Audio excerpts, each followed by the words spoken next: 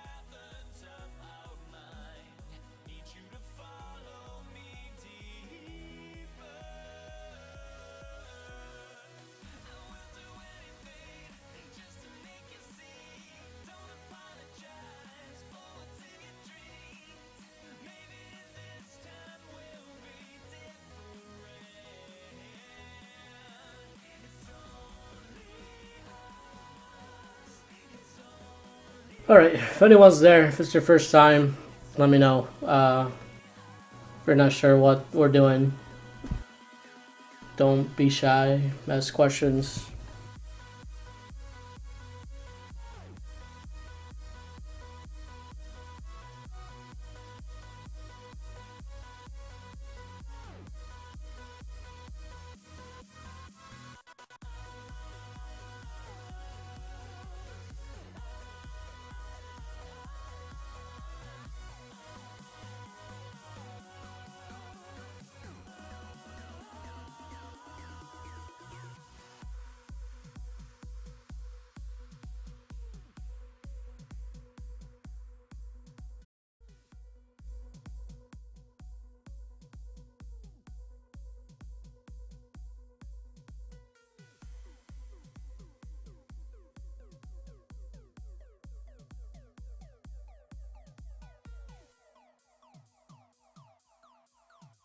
Looks like it's gonna be quiet today.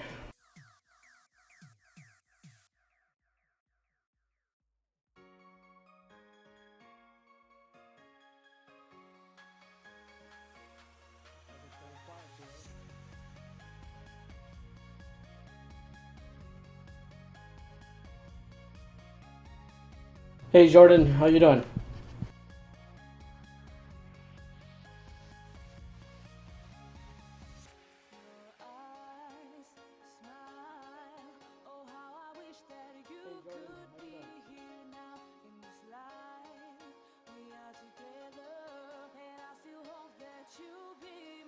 Hey Sam.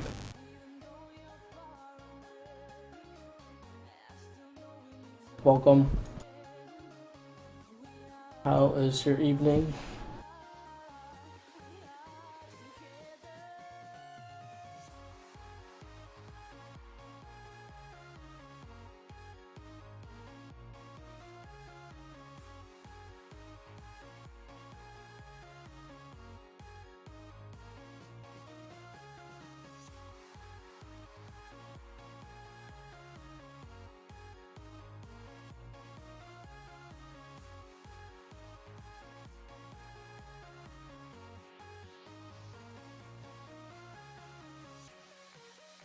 Let's see where I'm at.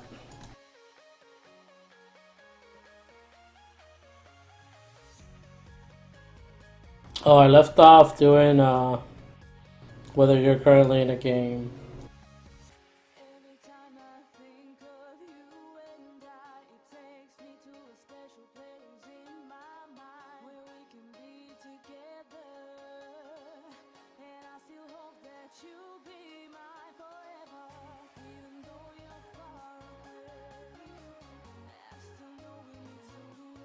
So it's pretty quiet today. Let me know in the chat if this is your first time, if you have questions about what I'm doing. Otherwise, I'm going to start coding slowly. I left something halfway done, as usual. If you're wondering how the heck did this thing load up so quick and why is it always showing Wings of Death, I just hard-coded in a response just so I can develop quicker instead of waiting for an API call every time. Let's see, where did you learn to code? First started coding in college. They start you off with C and C++, and then the rest was through internships and also on my own.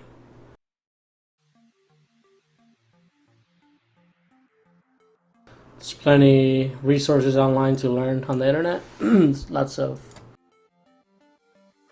guides and books you can check out.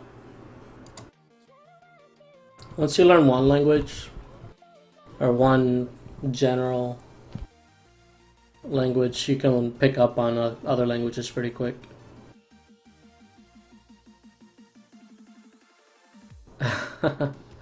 So Jordan, you're saying you have your first software engineering job. What's your background as far as school?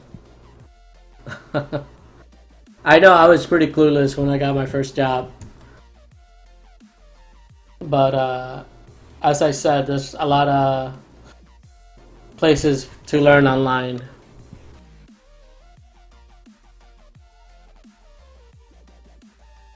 So I should talk about my first time I got paid to program.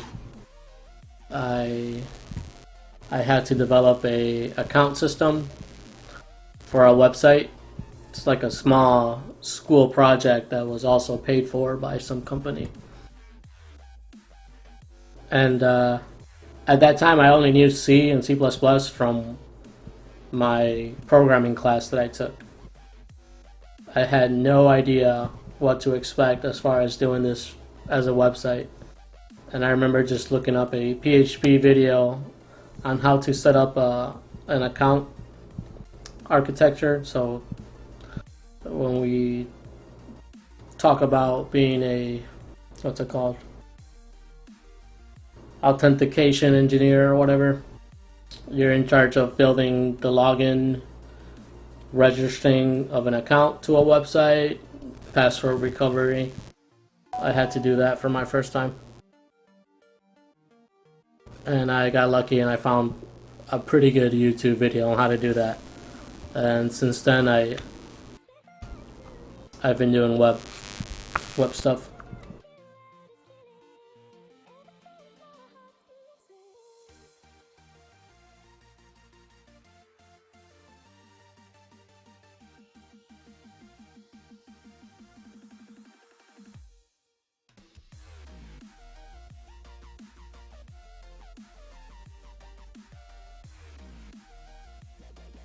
Gotcha. Well, that's pretty cool to have a math degree and get a chance to have a software engineering job.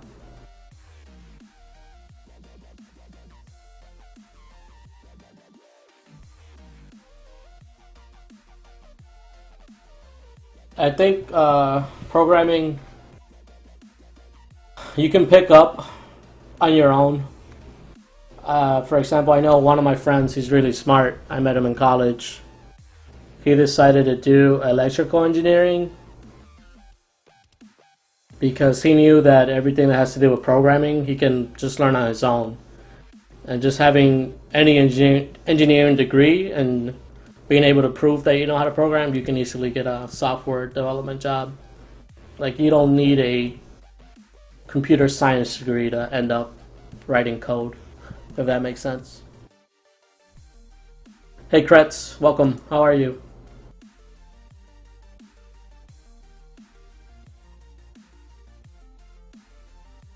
But yeah, one of my favorite teachers in college, professor that I learned the most from had a master in electrical science, electrical engineering, and he was teaching the programming class for C++, and he was my favorite. Like I love how he thought he knew his stuff.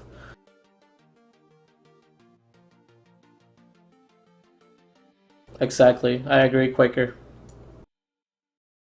So that's why that particular friend I mentioned, he'd rather do electrical because you're actually learning something you don't come across that often unless you're willing to buy all these hardware components to build circuits on your own, which you can do. But he decided to study that in college and learn programming on the side. Actually, the electrical at my school, at least, if you were an electrical engineer, they made you take one programming class, which will be enough to pursue other fields in programming. Kretz, what am I building? We are building a website using Riot Games API. Riot Games, they make the game League of Legends. The API just allows me to pull a bunch of data related to the game. SQL, yeah. I'm not too sure what head up, or I don't even know how to pronounce that. HADOOP. SQL, yeah. MySQL. That's what I use at work. I also did Oracle SQL, which is pretty much the same thing. No, the website is dynamic, and we're using PHP and Angular to make it dynamic. So here's a quick explanation of what the website does. So the game League of Legends 5 vs 5 MOBA, they track all the information regarding your games, whether you won or lost, how much damage you dealt, who was in your game. So the website, what it's going to do is you go in, you type in your in-game ID.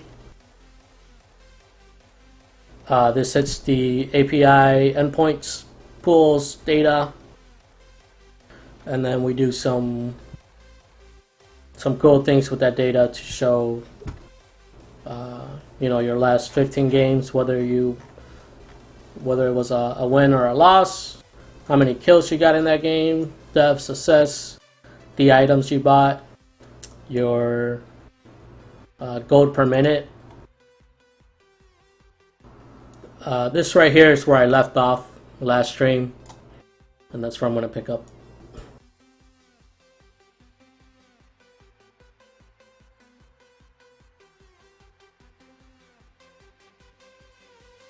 Yeah, so all this data is coming from the API.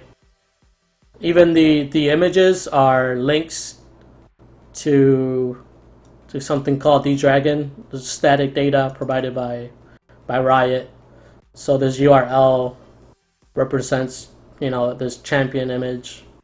All I have to do is specify the name of the champion and same idea for the items. That's all static data that's coming from ddragon, and this is all provided by the API.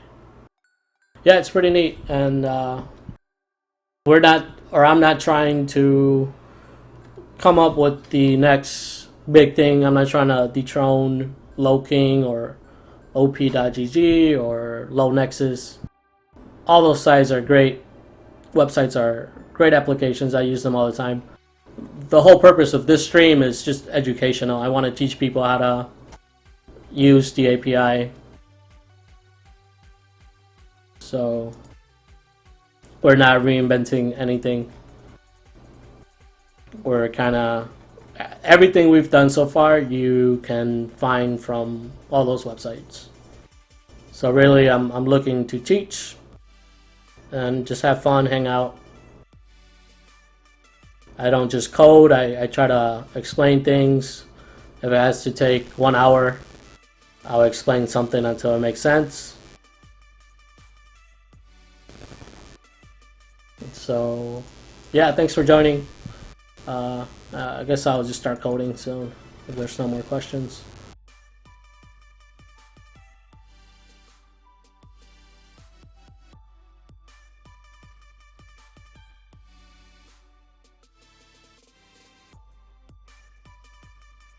Alright, let's see.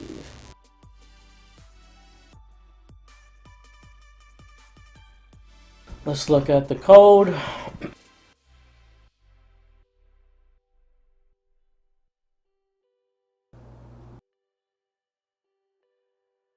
So right now we're on Summoner HTML. This is part of the Summoner module. If you've ever done Angular, you probably know that you can split your modules, your pages, and easily add them onto a main module. So if you look at the structure of our code on GitHub, you'll see a couple folders. Each folder is pretty much its own module, its own page. So when we're on home, when you load the website, everything here is relevant to the folder home. The idea is to have things split up so that nothing gets mixed. We can easily just work on one component and not affect another component. Let's see. Yep, this is the link. That's the link there.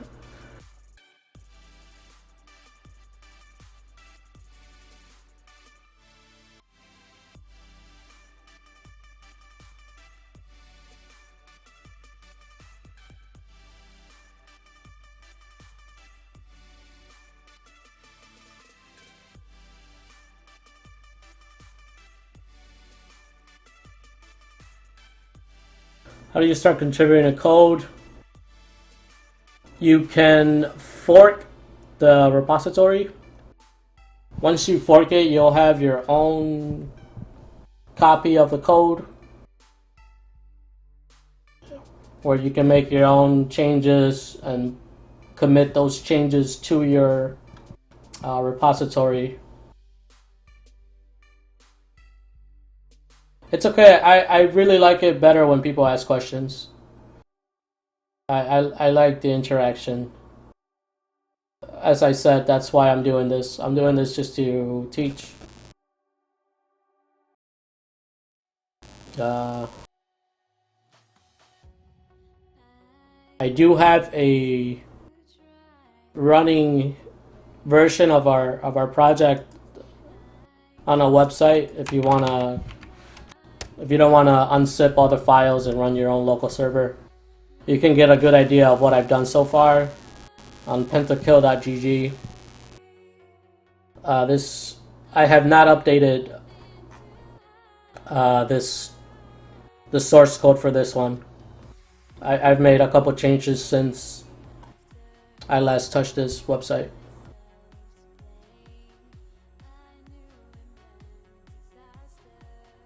And on here you can find the playlist to all the streams I've done. Basically after every stream I just uploaded it, do an upload to YouTube. If you want to go through the video again at your own pace, you can do that. Today I'm not speaking that well today. I don't know why. I think I have a caffeine high or something. I feel really jerky. I don't know.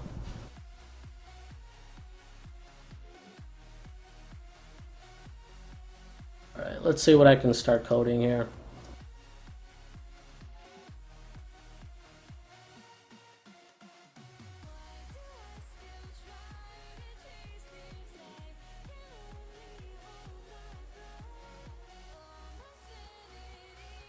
I'm gonna finish up this portion of the summoner page.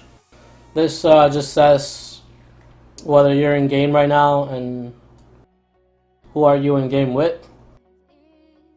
So again, this is hard coded in. Not really hard coded. I took a response and I stored it in a file. So now every time we load this page, we just load the JSON data from this file from the last time I streamed. I'm just doing this because it loads the page quicker and I can quickly work on the HTML. So let's finish this.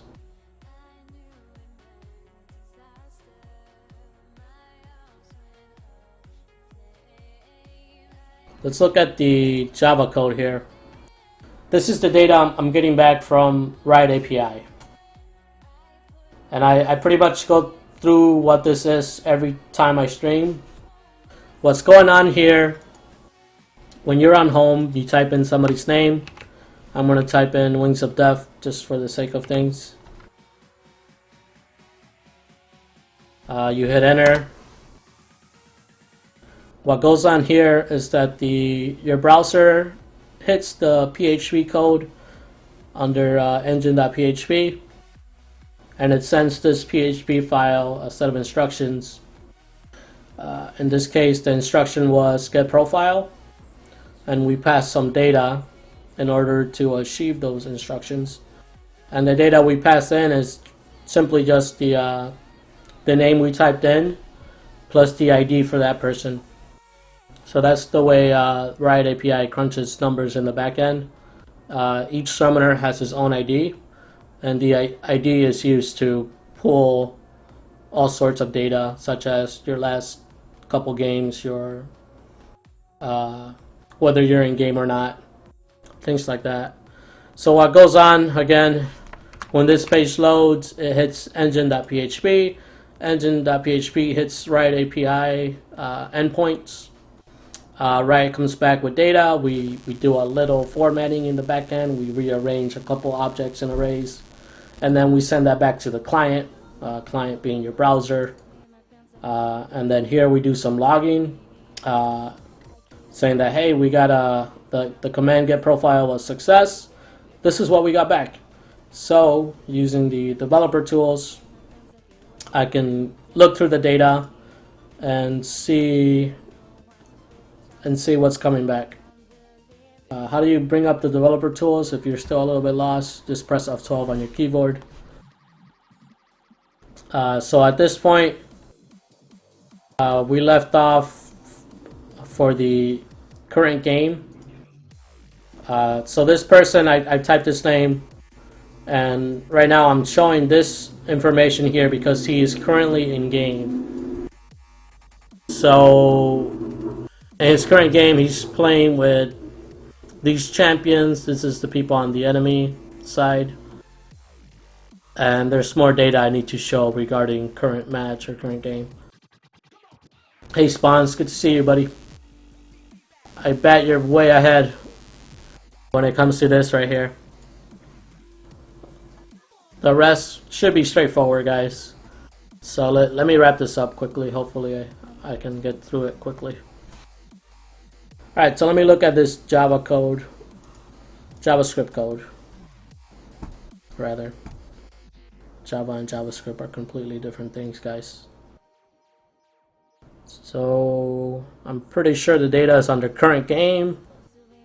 Here's an array for banned champions. There's 6 total banned champions every game. So that's what these icons up here represent. There's 6 of them, 3 for each team. That's banned champions. Well, let me see, what else can I show about this? For banned champions, I don't really have to show anything else. I do need to do some more HTML formatting though. I'll do that in a little bit. Alright, so let's hide that array for now. Let's see what's under filtered. Okay, blue team. Alright, there's a couple arrays in here that I created on my own. It's not... It doesn't come back from Riot's API. I do some filtering to rearrange things and make them easier for myself. The way they come back, it's actually all in one array. So again, League of Legends is 5 versus 5. When you hit the API and the API comes back with data, you get an array with 10 players in it. And if you look at each player, you can see there's a property here called Team ID. Two teams, the team ID could either be 100 or 200. So what I do when I'm filtering is that I just, instead of having everyone in one array, I made two separate arrays for each team based on that team ID value. So I've done filtering before. I just rearrange things to make my life easier, that's all.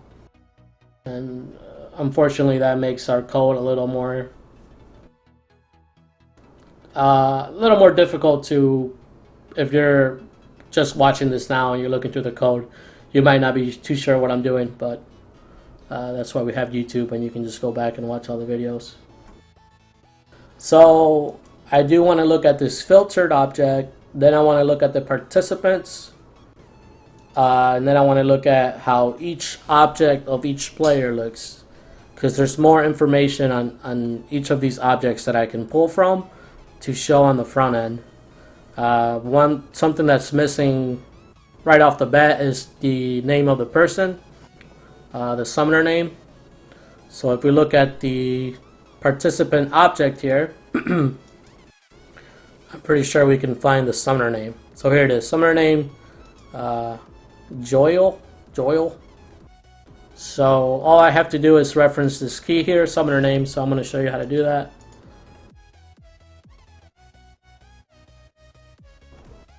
Really all it is just summoner name.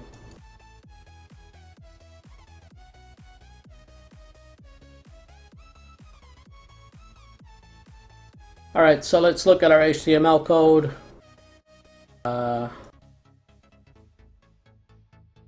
So here's our if statement. If there's a game, we just check this key here in the summoner object.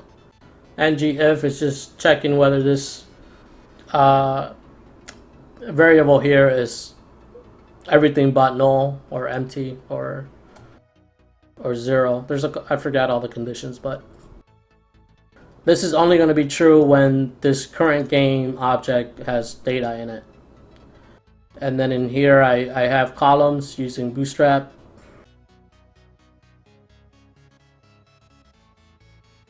So let me answer this question. The domain you have running on the site now, are you gathering all the data from users? I think you're asking if I'm storing the data on a database. The answer right now is no.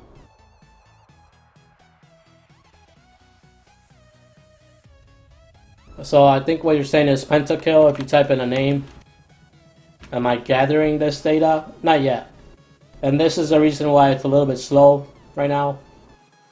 What all the other sites do is that they store results in a database, so that the next time you type in this name, all they do is pull from their database instead of hitting the Riot API and waiting 30 seconds as I just did to get information. I haven't implemented that yet because it's a little bit trickier in my opinion, and I'm building up to that. I'm gathering all the data that I'm going to store, and then towards the end of the tutorial or whatever, we'll do that for sure. Who knows? Maybe I'll even start tonight. I'm not 100% sure on that, but yeah, it'll be ideal to use the database and store information so that it makes the site quicker.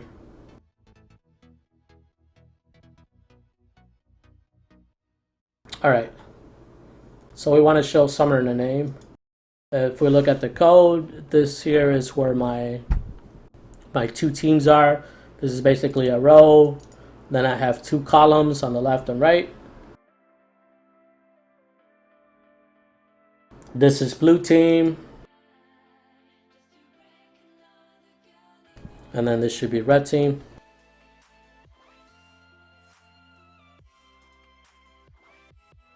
So all I'm going to do is look at the code. Somewhere in here I'm doing an ng repeat. ng repeat is kind of like a for each statement. This is the array I'm gonna for each through, and then I'm referencing each object in that array as champ. For some reason, it should be summoner or participant. I'm not sure why I chose champ. Regardless though, what I want to show here is the summoner name. So to do that, all I do is type in champ summoner name, and we want to type that inside of 2 curly brackets. This is telling your browser to render JavaScript, Angular JavaScript.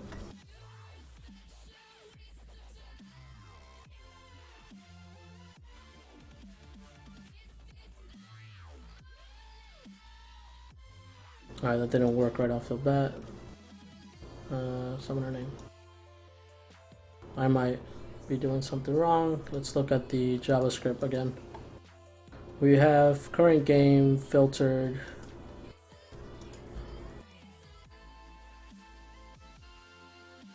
We have summoner name.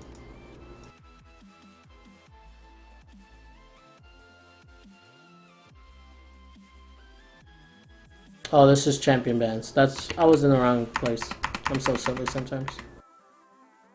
So this is the champion bands. That's why I have that comment right there. And now what I want to do, here it is. This is why I said this should have been participants. So I wasn't thinking all the way through here as to why I did last time. Last time I streamed, I was exactly 1 week ago maybe. So my memory is still not fresh. So let's see here. We want to show summoner name. We got the spells right here. This is the champion image.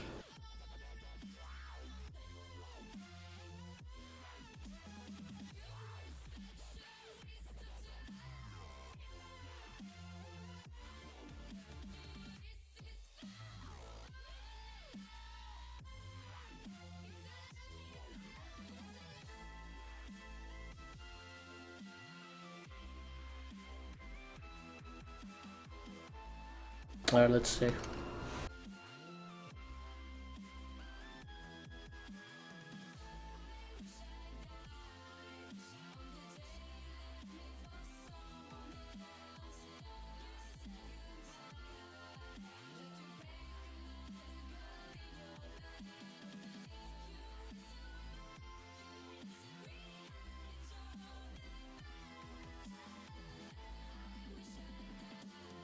Let's see, another question. Is this JavaScript or are you just coding in HTML?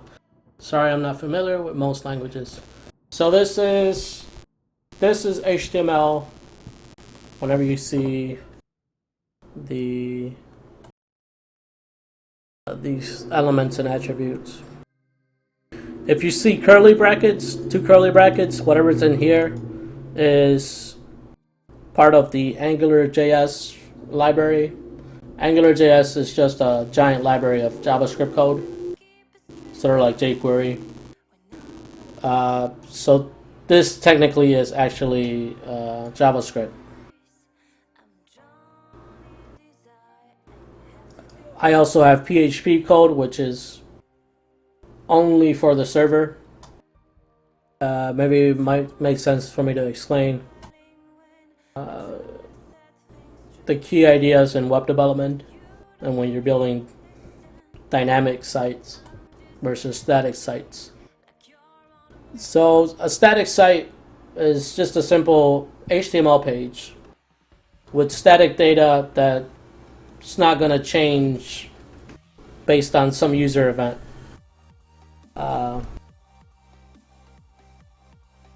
So you as a user, as a client, you come to this website, you type in the URL, it loads up. If it's static, as I said, I'm just repeating myself, that page is not going to render something cool or some sort of information without you having to change the URL or navigate you through the entire website. It's static. It doesn't do anything special. That's why HTML is for. It's just for displaying, text, paragraphs, headers, and whatnot. That's where if we want to make things dynamic, that's where you start using JavaScript. In the old days, a lot of people just didn't really build dynamic sites. Then people started, or document.get element, which is JavaScript code. This particular JavaScript native command here, your page is basically a document. If you wanted to pull a particular element in your page and do something to it, maybe change the value, or just change the value, you could do that through JavaScript. Basically, you can do it by getting the ID or the name of that element. So that's like the basics of manipulating your DOM through JavaScript using document.get element by ID or whatever.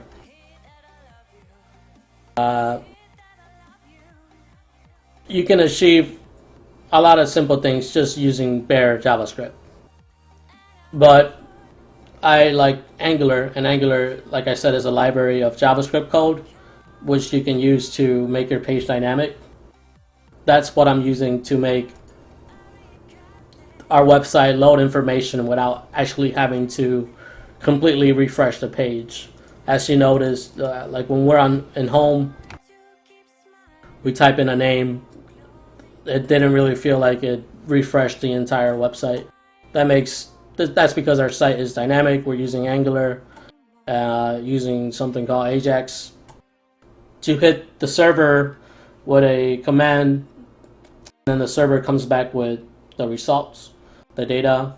Then we use JavaScript and we kind of just insert that data in our HTML. I probably explained that so bad. I tried. I can help you out more if you send me a message on Twitter or something. Bottom line, as Jordan said, we're using HTML, CSS, JavaScript, and PHP. Only for JavaScript, most of the JavaScript we're writing is through a library called Angular. So yeah, that's all. Yeah. So with Angular, I can implement JavaScript into the HTML by just specifying these two curly brackets. This is whatever I type in here is technically rendering JavaScript.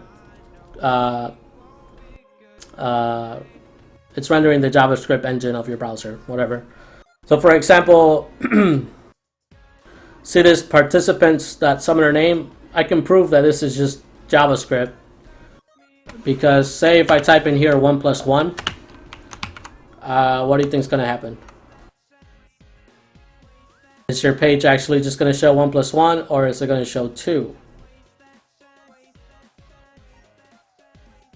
Let's refresh, see what happens. It shows 2. And the same thing will happen if I were to open up the developer tools on the console. Whatever I type in this line here is JavaScript. So if I type in JavaScript 1 + 1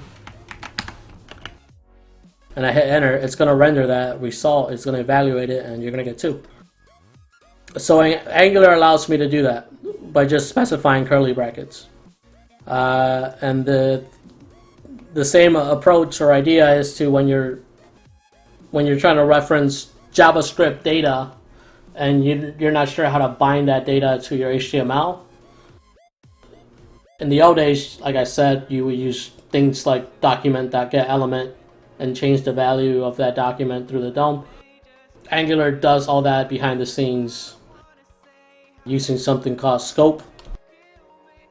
So let's see here. If we look at our summoner.js file, which is down here, and here in our controller,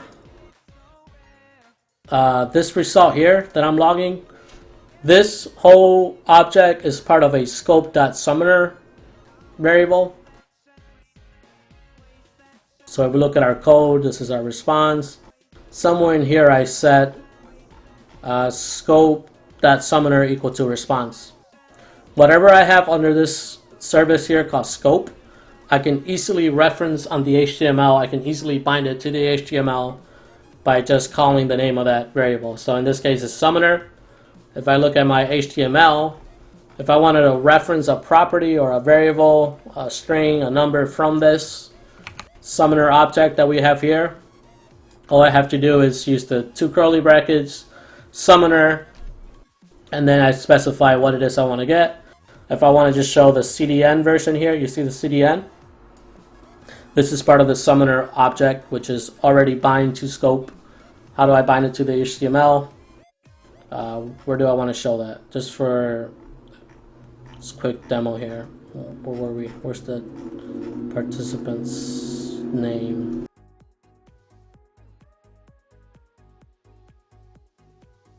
Oh, it was right here.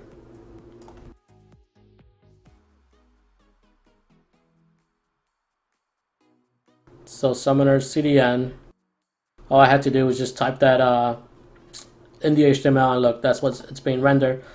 So we're kind of doing the same thing for the participants, or instead we're using another Angular feature called ngRepeat. ngRepeat is sort of like a for each loop. So for example, the current game here, there's 10 people you're playing with, or altogether is 10 people. That data is being stored under current game participants. Where is it? Current game participants. This is an array of 10 objects. Each object is a player. So using ngRepeat, I can like repeat an HTML element how many times there's objects to that array. In this case, we're doing an ngRepeat for each team. And the syntax for that, you just say this side of the syntax is the array I want to loop through.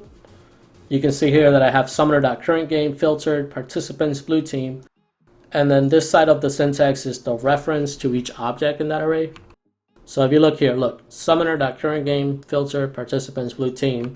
I can actually show you that object, that's where I'm actually pulling it from. So I said summoner, this whole object's already summoner.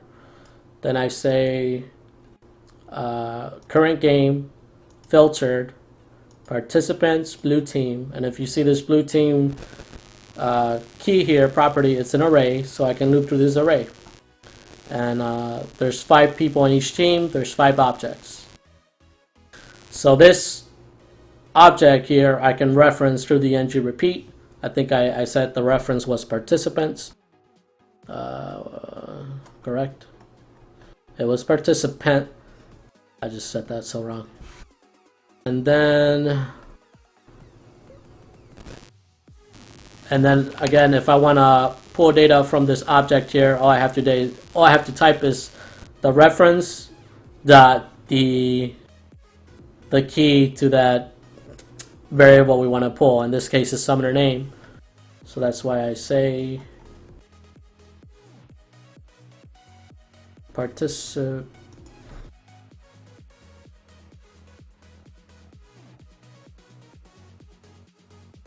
That's why I say that, and that's how we're getting each name of each person that's in the game. Now we got to do the same thing for the red team, which I'll do next. So let's see. Exactly. I'm familiar with Java. Thanks, Jordan. Yep. I have never done web programming. Do you have to import? So in Java, you import packages. In web development, you can reference JavaScript libraries. Similar idea, different approach. So in web development, if you want to import a JavaScript library, in the page where you're going to use that library, you have to include the source code. So if we look at our index, that's where I'm importing all the things I'm using. I'm importing jQuery, Bootstrap, and of course Angular and a couple other things. So all our imports are in this page. So yeah, it's kind of similar to Java. Just look at the syntax for the HTML. This is how you you add on JavaScript libraries. Yeah.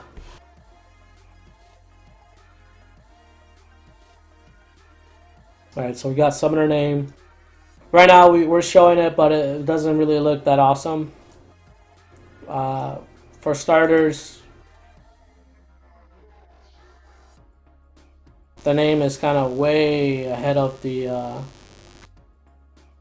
of this image here.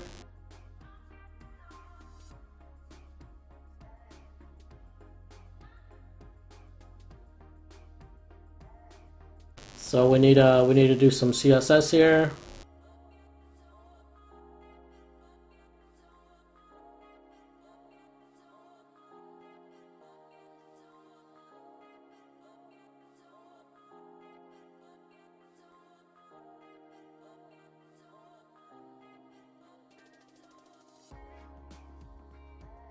Alright, so let's do some CSS to this.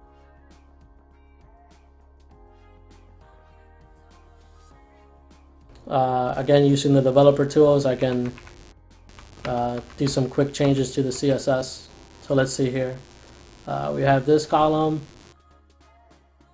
If we scroll down here, we can see that the column is just taking up way too much space. I want to kind of tightly pack this next to each other. So instead of having this summoner name outside of this box, I'm gonna try put it in the same column. I should mention CSS is not my strong suit.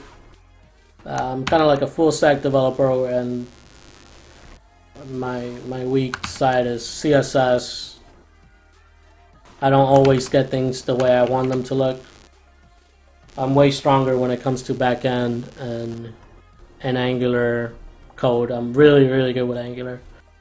That did not look how I wanted to. I should probably maybe pull this to the right, but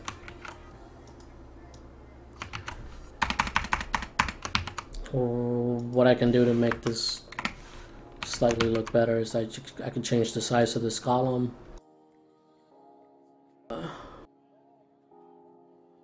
But that makes the images fall back. Another thing I could do is I can get rid of the column system and not have to rely on that.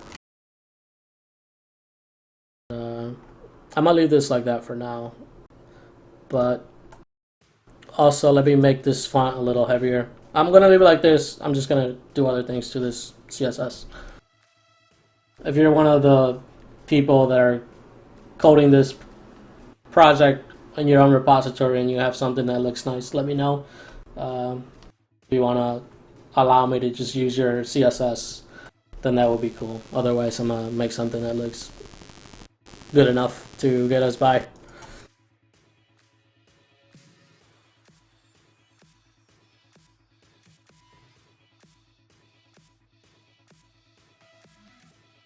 Alright, so I'm just going to make this text look a little bolder.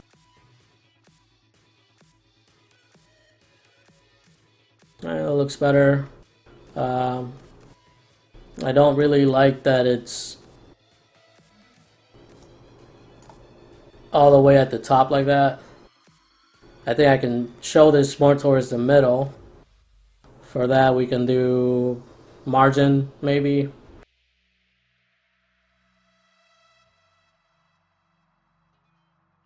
Let me do something else that's a little more hacky.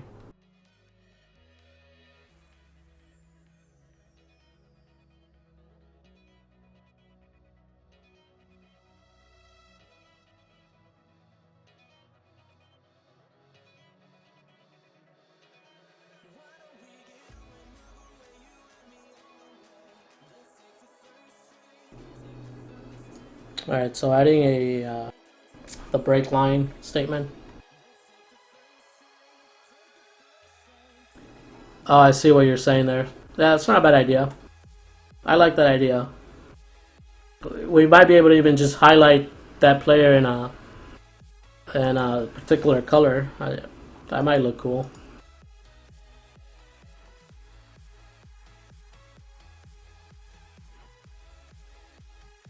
Alright, so I just added a break line syntax there. It might be cool to maybe add some sort of coloring around each row for each player here, because right now you can't really tell. You can tell, but it's a little annoying to look at this. So if we look at this row, we can add a border to this. We can do border top and bottom only, or something like that.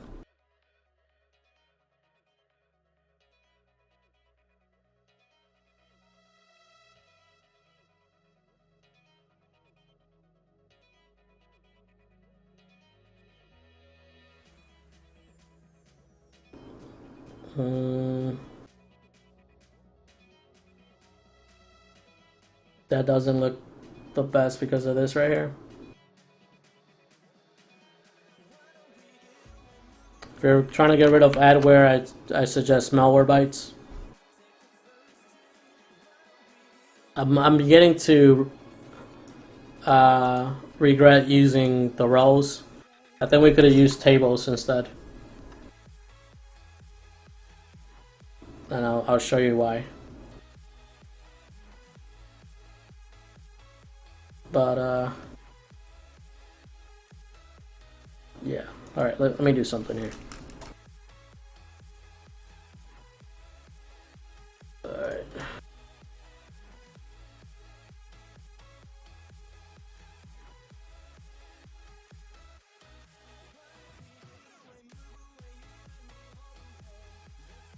To give this some sort of separation.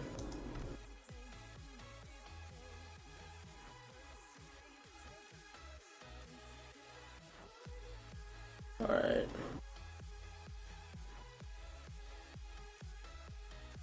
I'm gonna borrow the CSS for this, for the rows of each match.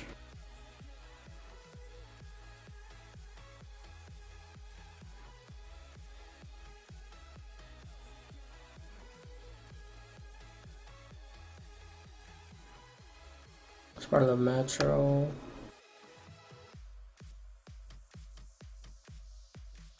Might be able to just throw this class on here.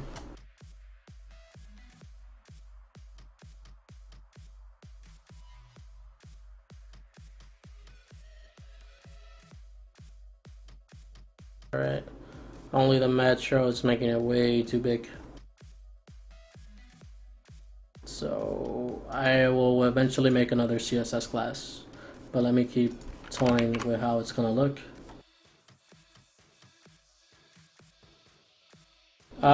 Yeah, I think Malwarebytes is free for personal use. Yeah, you should be able to use it, run it. It's gonna offer you a trail for like an upgraded version of it where it's always scanning your computer. The free version you can scan whenever you want, and I think that's good enough. So give that a try.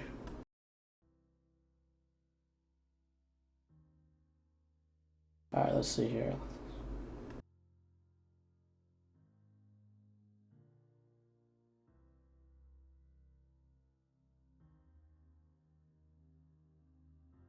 Alright, that's not too bad. That's what I want to do to it. So let's use this.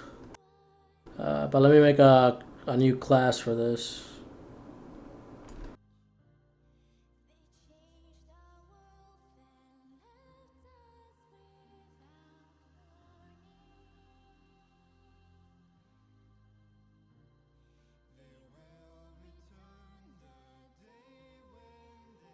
I'm gonna open up the CSS. About match loss, match one.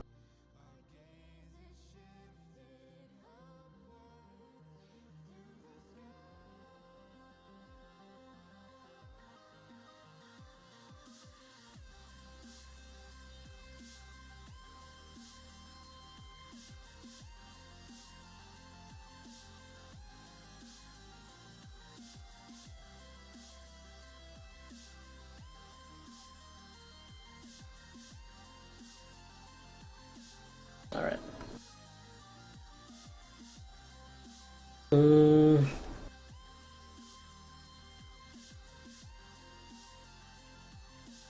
Okay.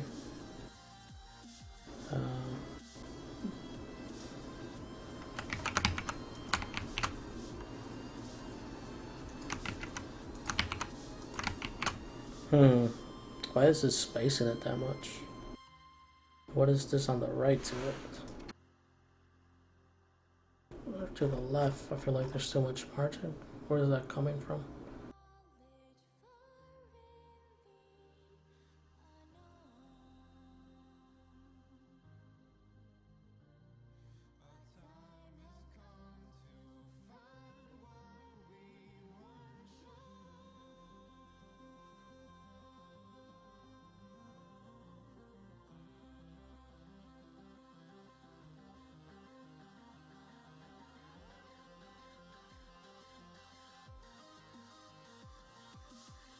Alright, that's odd.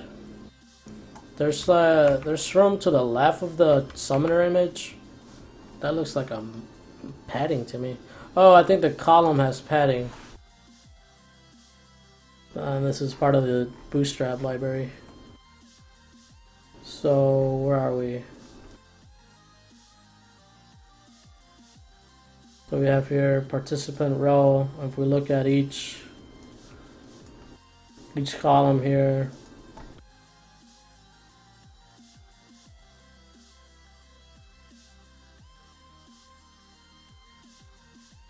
all right, there we go. Columns have padding, that's all.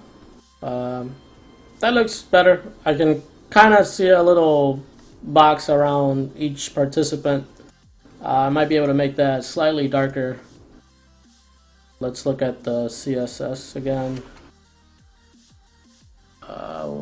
Let's get an idea of what we want.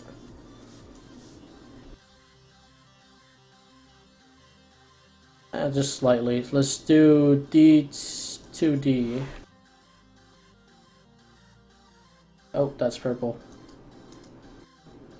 Is that a line from Lulu? It might be. So something like, oh, that's purple. I don't know what I'm saying.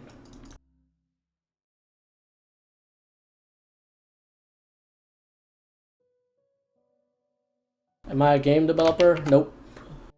Professionally, I make my living doing web development.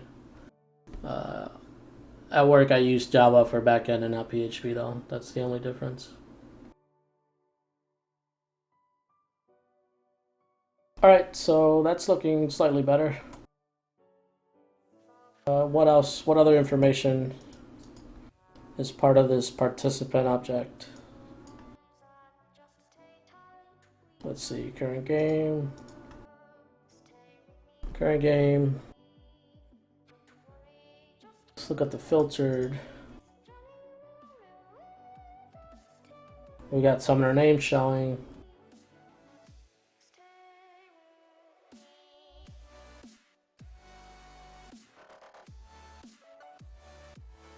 We can show mastery information, but that might take a little longer to generate because that's tricky.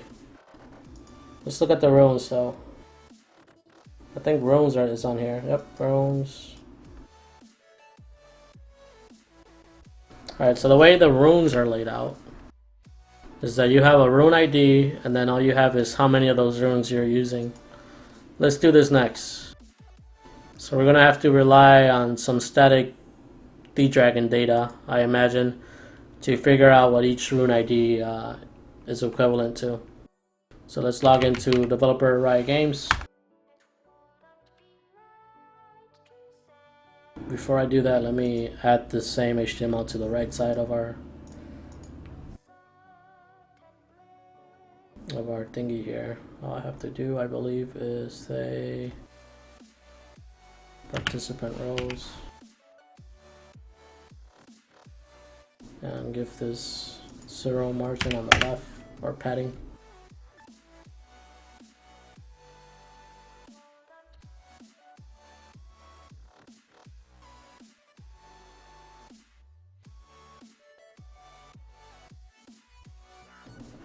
Alright, so, and the summoner name. I mean, participant summoner name.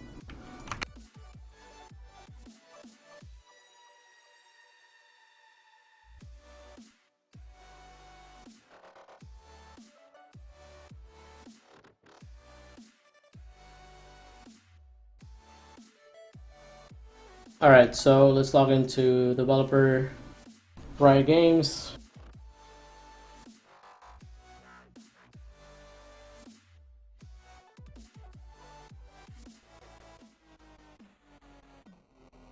And we're looking for the information regarding runes. It has to be under static data.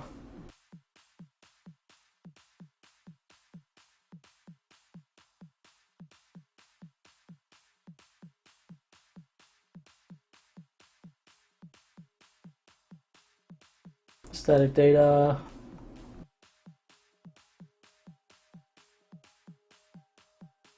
Images and URL. Somewhere in here, this has to be runes. Here we go. So, this is just a giant JSON object. So what I like to do is use a little tool called JSON Editor Online. I can paste JSON code in here, and then it comes out in more readable form. So let's see, we have here basic. I don't know what this basic means. Huh. What does that mean? I don't know. But this object here called data looks more relevant because all the keys in here, all the properties, all the objects are being referenced by ID. So for example, let's look for a particular ID.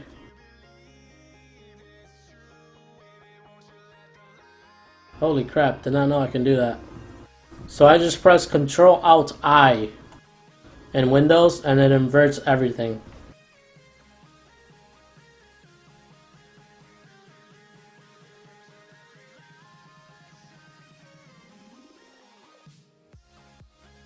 Let's see, what is this add-on? Ah, cool. Oh, so this would do it right from the page, I guess. So let's see. Aha! Very cool, dude. Very cool. Spawns, you're awesome. Thank you, man. I'm gonna use this for the rest of my life now. You have no idea.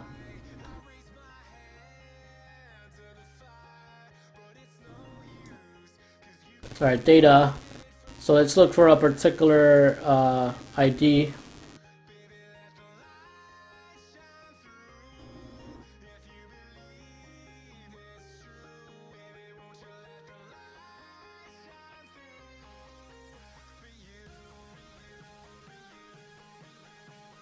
We have here rune ID 5245.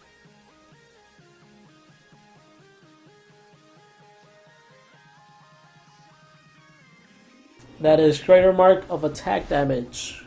Description 0 plus 0.95 attack damage. There's an image for it. Here's the tier. And here's the stat. This is what we're actually gonna look for here, because this is as a float, which I'm gonna need to use to aggregate a stat. In this case, is flat physical damage mod, and I'm sure there'll be several of those for each stat type. So what I'm gonna do is in our riot.api.php, I'm going to add a function to get this data.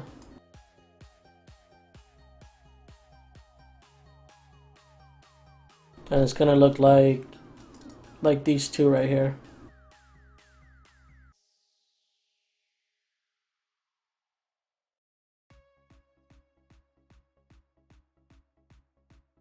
I believe this is deprecated. I don't know if I'm using this anymore. Get summoner, or am I? I think I am. Never mind. That's what happens when you don't code for a week on this project. I forget things I did. Alright, so we're going to build a function to get this data.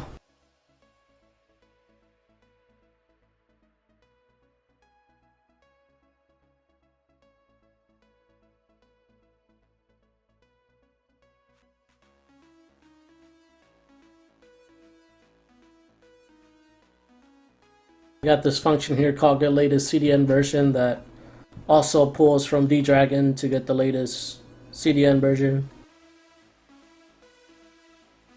That way we make sure that we're pulling the latest URLs.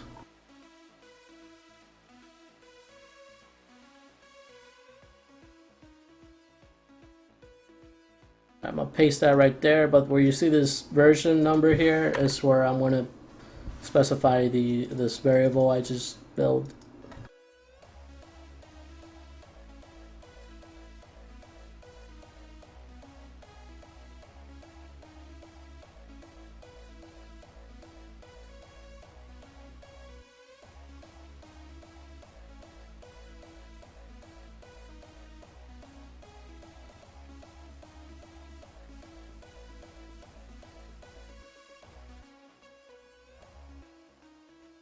And I'm going to use this under summoner.php.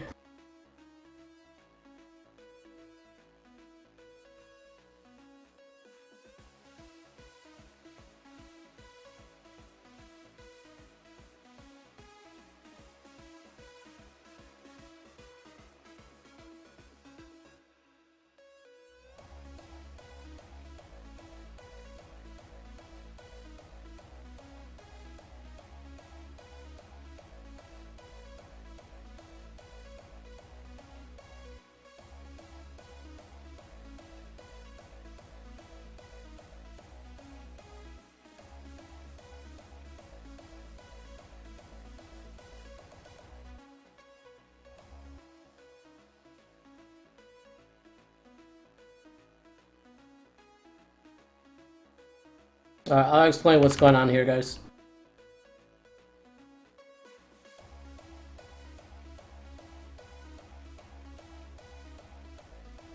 I want to make sure this name is the same. Sometimes I misspell things.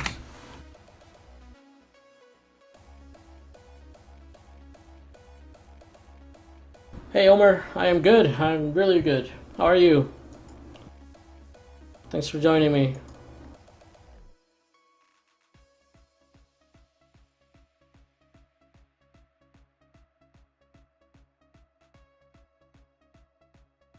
It's good to see you, Omer.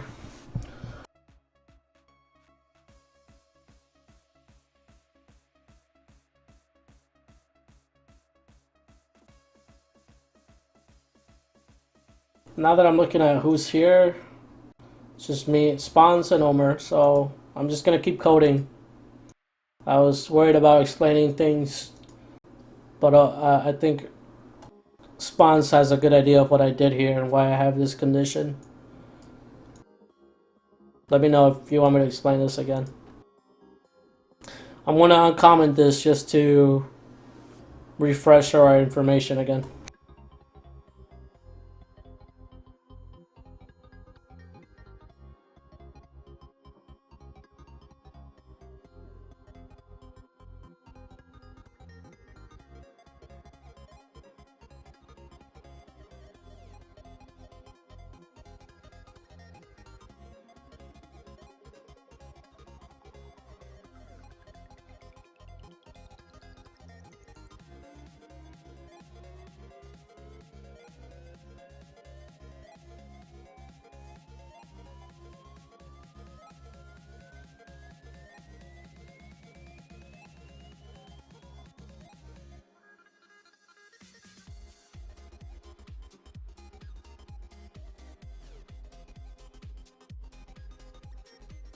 Alright, so let's go in here and refresh this.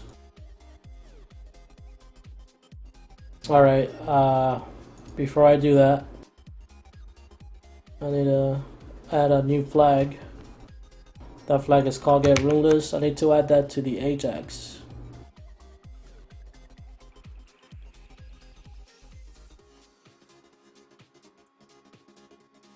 Let's see.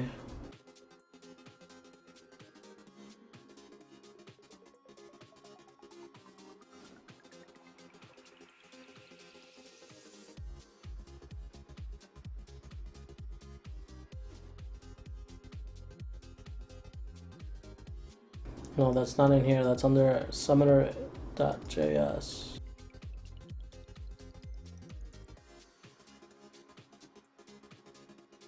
The page loads up.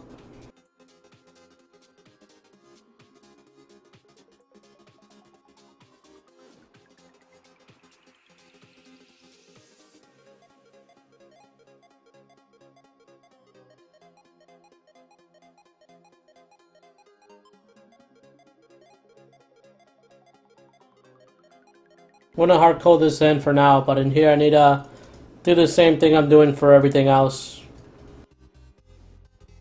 For now, I just hard coded. What's his name?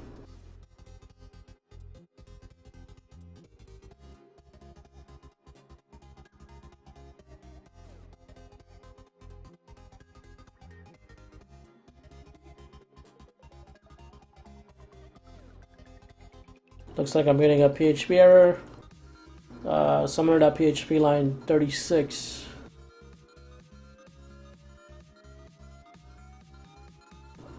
Runeless. What's going on here? Summoner. This data.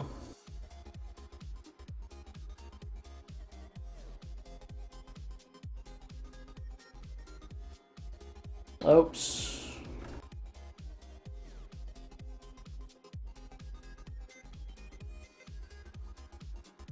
Alright, it's working.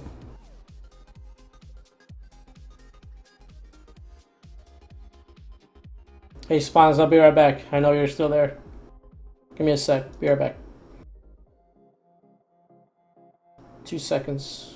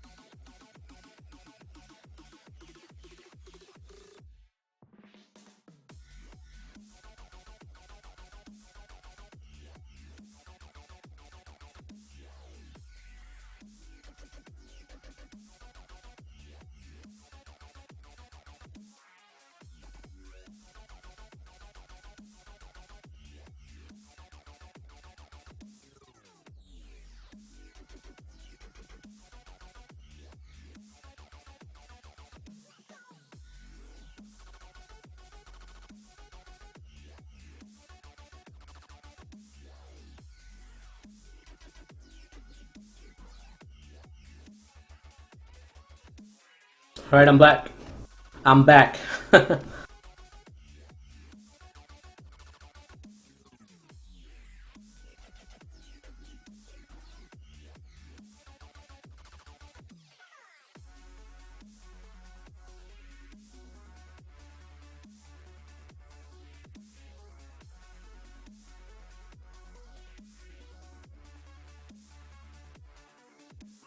Yeah, it's quiet, man. Everyone keeps coming and leaving.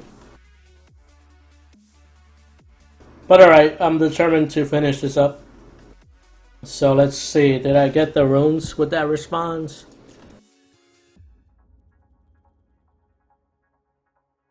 Yes, I have runes. Perfect. So now I'm gonna return this to how it was before.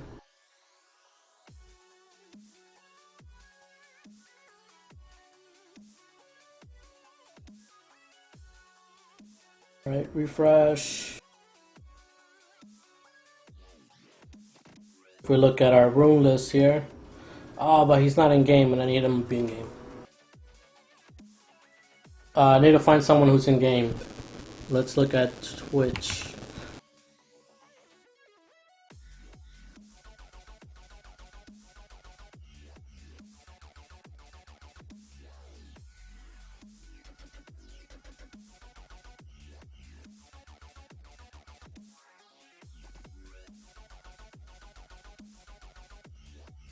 Alright, Boy's in game. Let me make sure he's playing under Boy.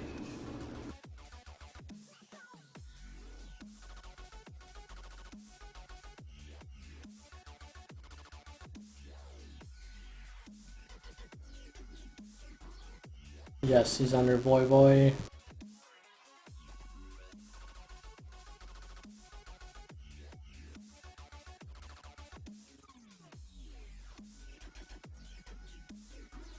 Uh-oh.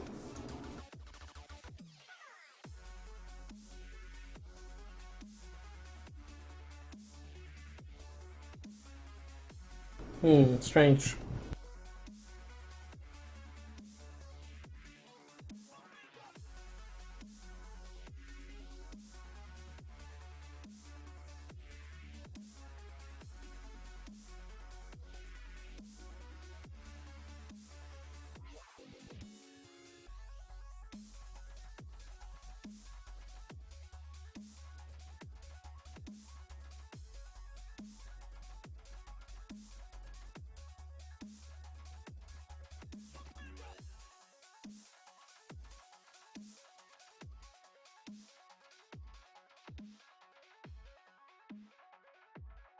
What's going on here?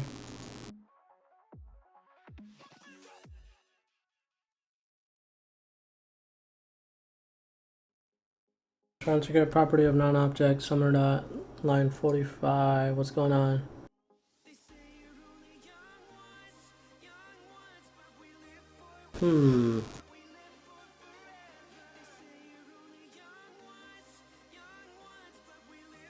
Something breaking the back end here.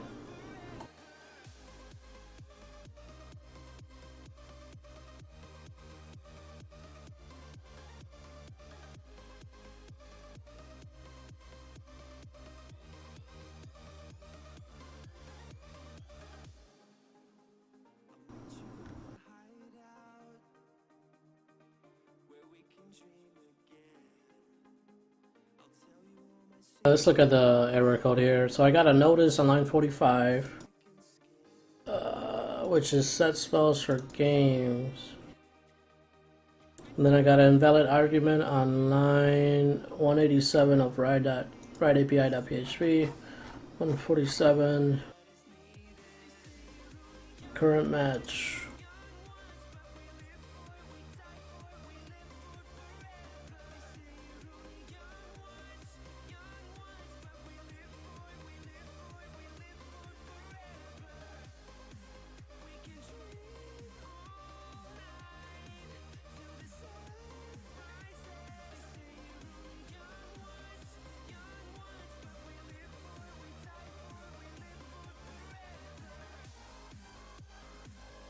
Alright, it's working for me.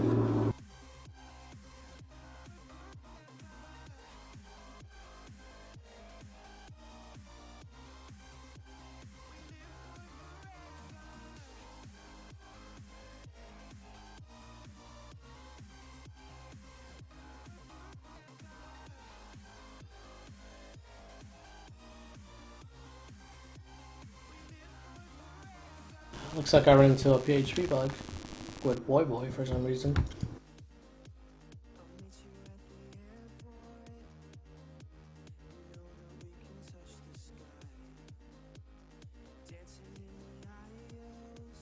Alright, now it works. Hope that was just a small fluke. Although things never happen on their own, of course. There's always a reason for things. For some reason this CDN, I got an error here for an image. The champion's image, or his profile image, is still using the old, the hard-coded thingy.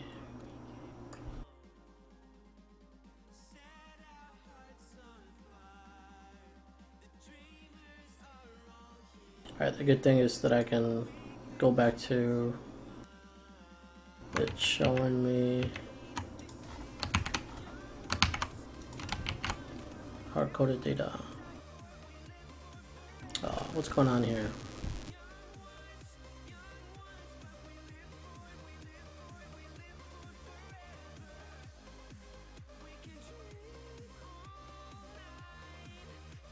I'm getting an error on summer.js. If just saying, cannot read property data of null. Let's see. Data get champion list.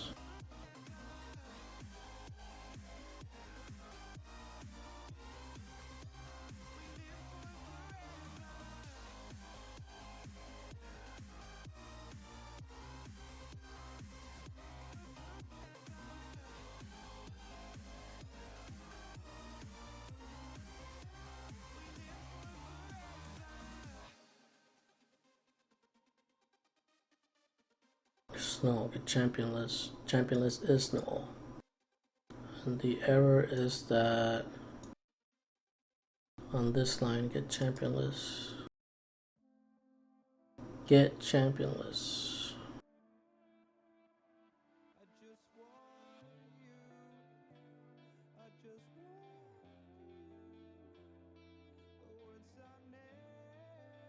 Get champion list equals true.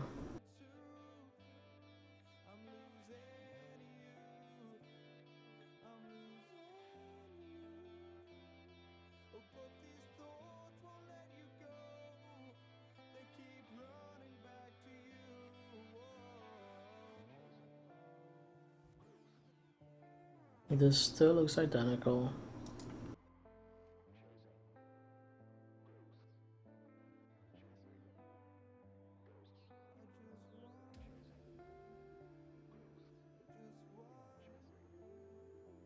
Let me try this again.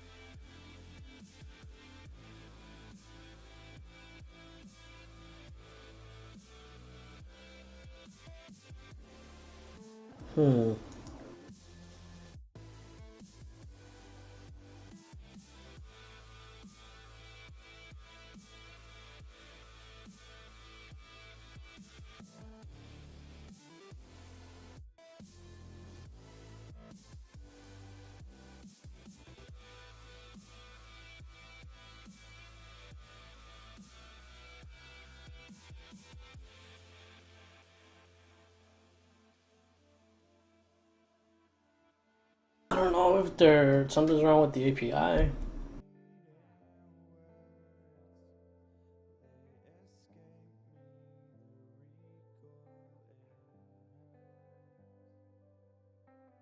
List, get item list, get room list equals true.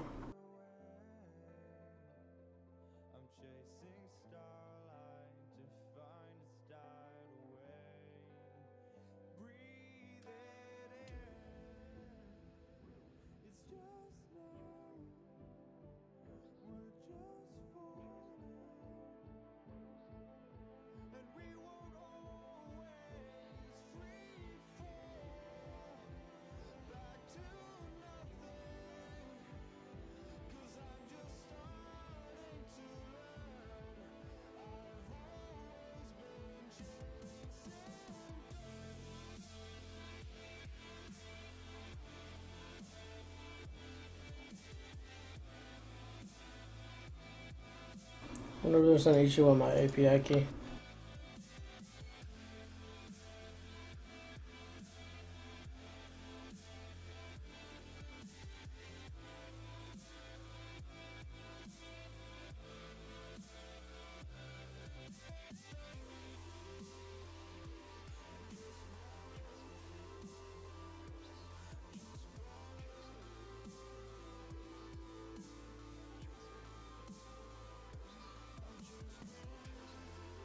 Something about Voy is not working.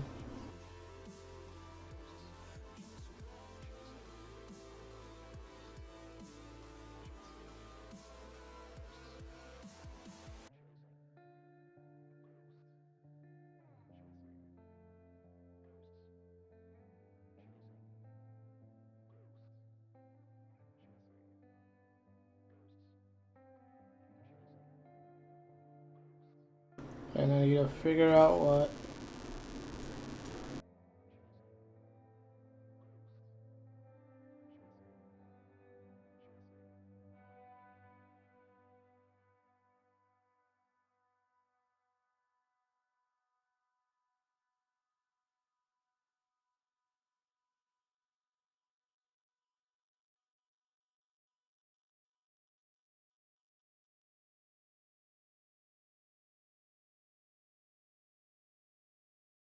The weird thing is I get no warnings or anything. So, crap. Let's see. And I hate to.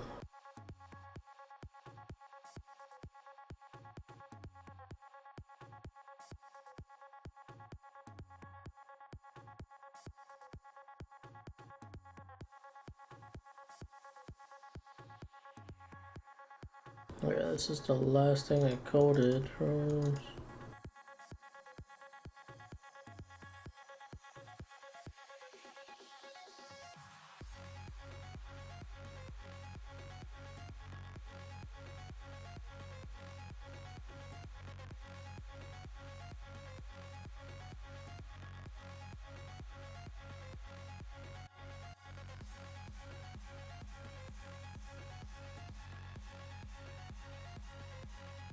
Wow, we need to add a lot of error handling. What am I trying to make? I'm just making a simple web application. A simple web application using the API. I'm not reinventing anything special here or trying to dethrone any of the already sites that are there that do the same thing I've done. I'm doing this just to teach.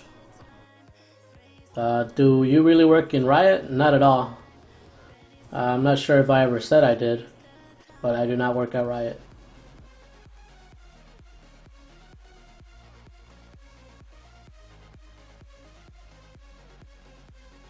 Alright, there's the error, and then for some reason this is coming back. So let me add a try around that. A try and catch. I don't know why that will come back like that, but it's annoying me.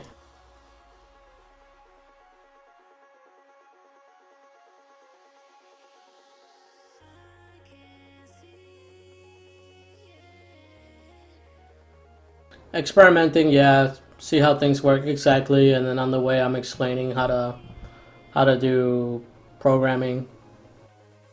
So it's more of just educational purpose. So yeah, I move slow mostly because I try to explain things.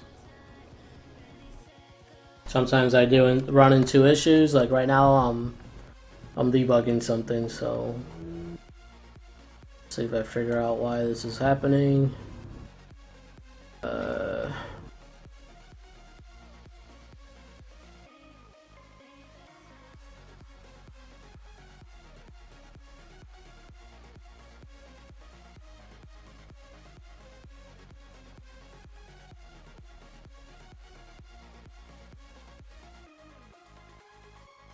For some reason, this champion list is coming back null.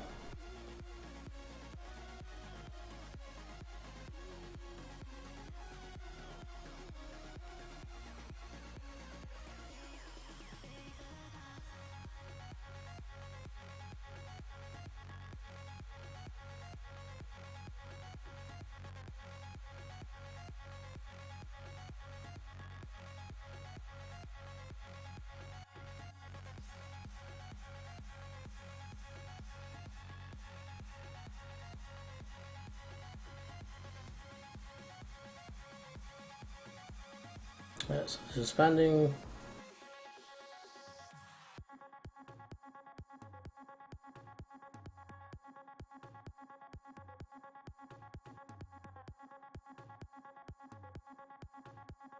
Comes back. Here's the error.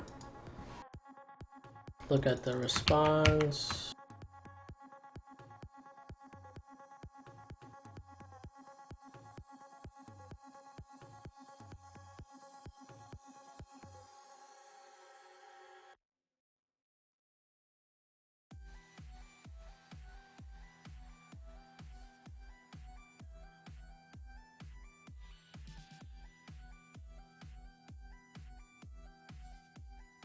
Alright, the champions is not there. Okay.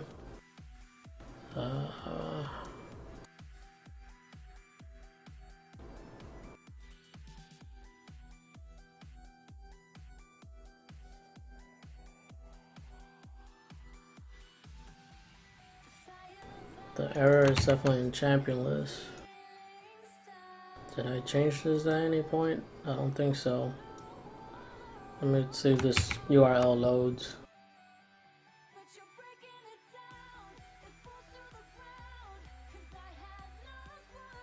Yeah, it loads up fine. So what's going on, Riot API? Refresh.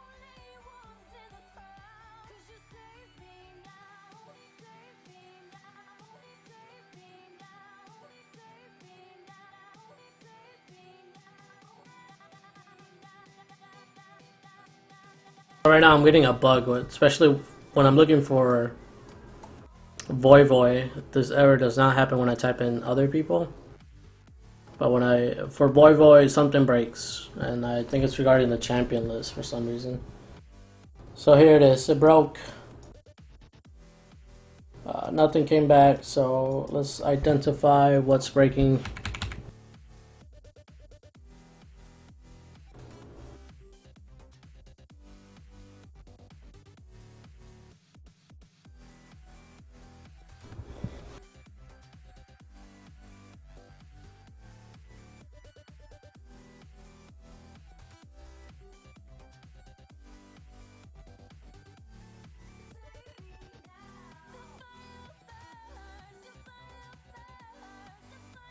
I'm gonna remove these signs, they suppress warnings. I want to see if I get a PHP warning at any point.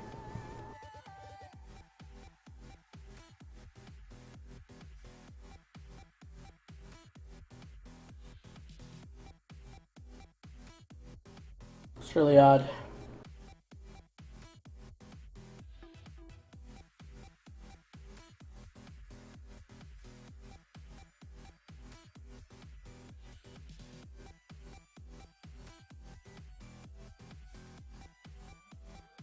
Alright, comes back with nothing, and I get no errors.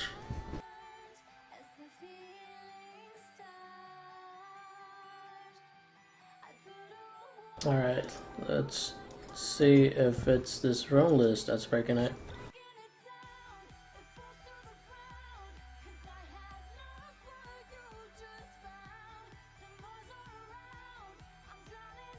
It's gonna be something stupid when I find out what it is. But everything looks fine as far as the payload. Name Voy, get champion list true, get item list true, get room list equals true. That's all pretty straightforward.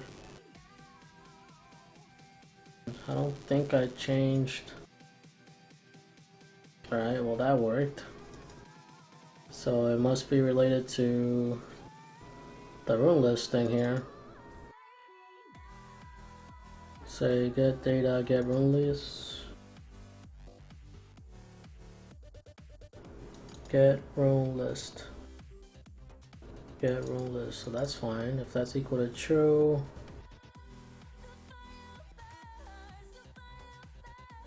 then do self get room list, which I have right here. Then I say get latest CDN version. Then I build up the URL, CDN, specify version, data. Room.json, then I say rooms get content of this URL, then I JSON decode, then I return that. I wonder why.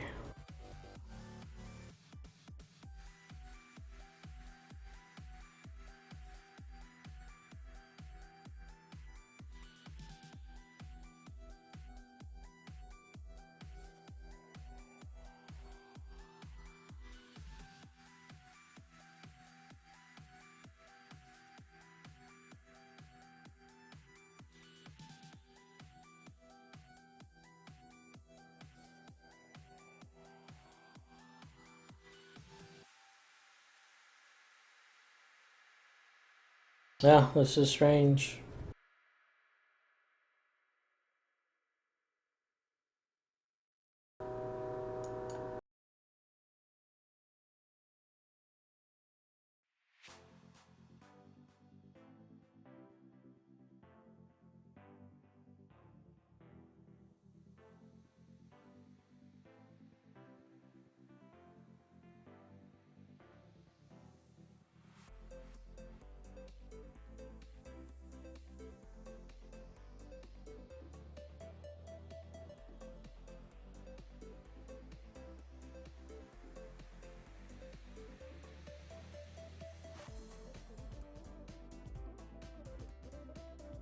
Alright, there I got the error.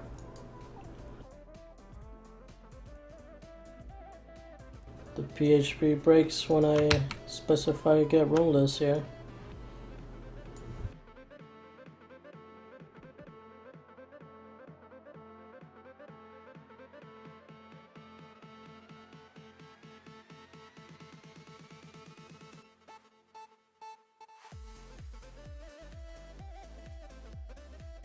And this function is not any different than the other ones. It has to, maybe it's due to my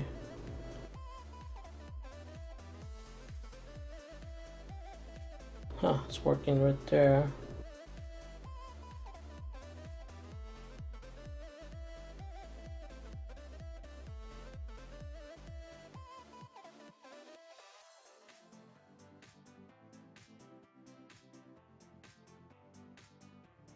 Alright, so I changed my key from development to production and it worked.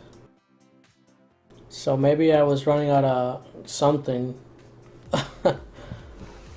Let me keep working here. I'll try to figure out exactly. Either way, maybe we don't have the right architecture here. Because if you look at my summoner.php, so I get, you type in a name, you search for somebody, then I get their last couple matches, whether they're in a current game, and then I pull in static data such as like item lists, champion lists, data that's static every so often until they release new game content. I pull that data in if the client doesn't have it cached. That's why this stuff is here for. If the client is requesting champion list because it's not cached, get it. So that's what I'm doing here. For some reason, when I'm using my development key, this breaks. Whatever, it's working now. I'm gonna comment this out because I'm caching the last result in a file. So now I'm just gonna get the content from that file.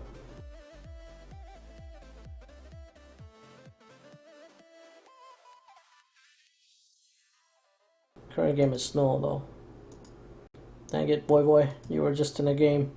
Have I used the Riot API before? Yes, I used it when it first came out for a school project. It was probably about 2 years now.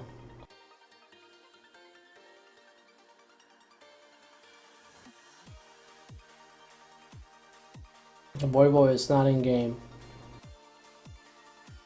Let me see if I can.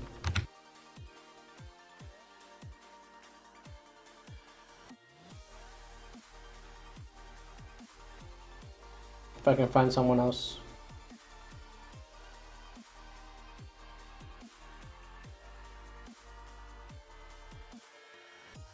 Yeah, and that was a while ago. So right now Voivo is queuing up. Let me see if I find someone.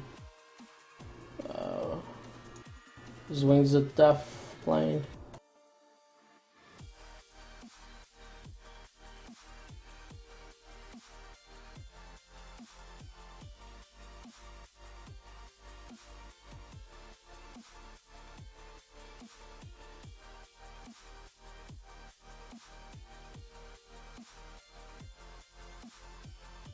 Froggen is playing, but I'm not too sure what server he's on. He might be in West. Let me find out.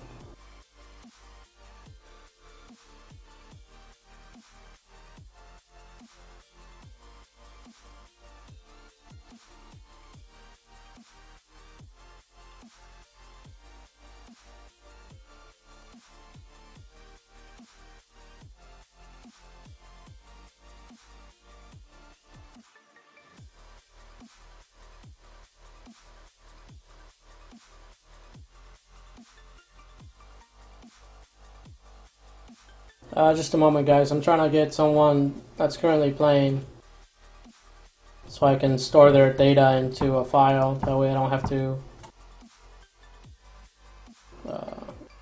hit the API every time I make changes to the HTML code. So, let's see. I can quickly find someone who's playing on my...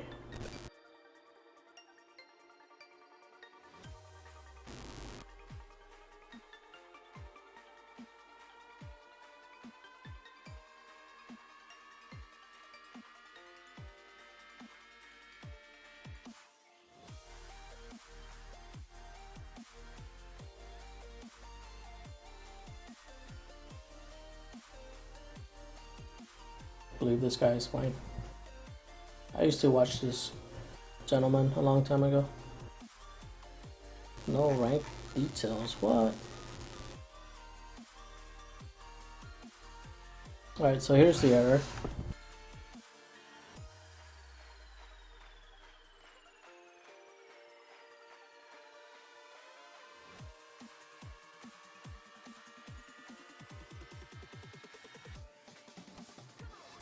Alright, so I got a couple warnings too.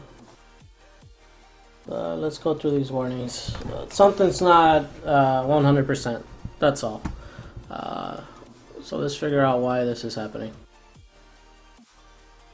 Let's see. My first notice is saying that the class search as in Riot API line 54 as an undefined property, line 54.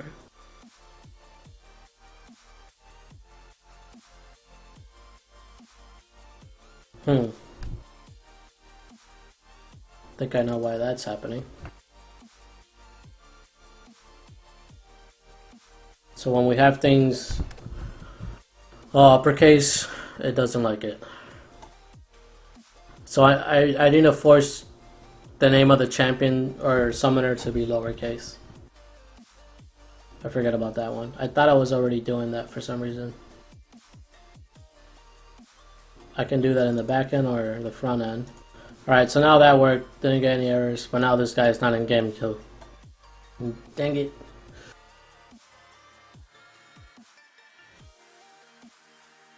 Let me see, Boy finally got in game.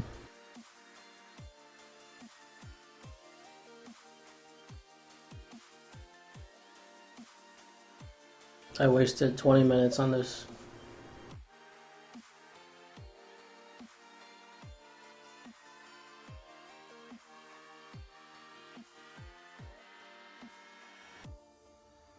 And now it's just like, man, you got to have that time where you just like disconnect from the scene, just the race. Like, and it's a race that I've created in my head, you know? But you have to step away from it.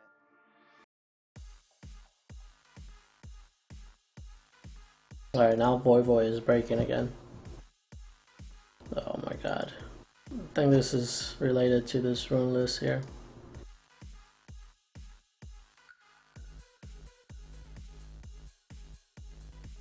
Something about the rune list doesn't go well with our response data.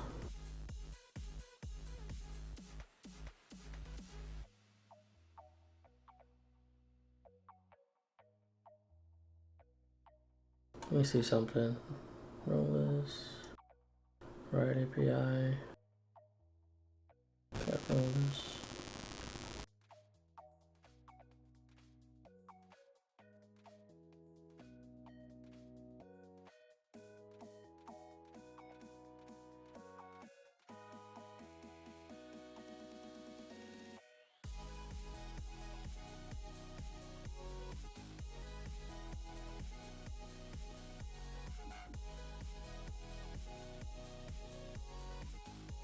Alright, it's not runeless.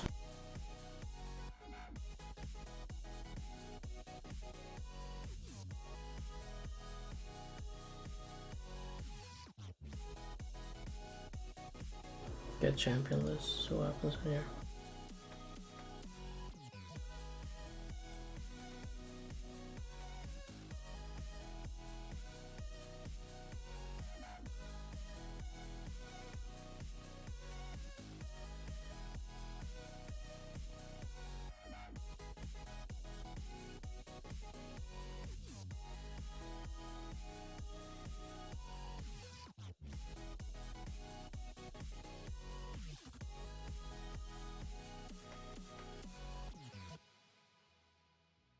Hmm.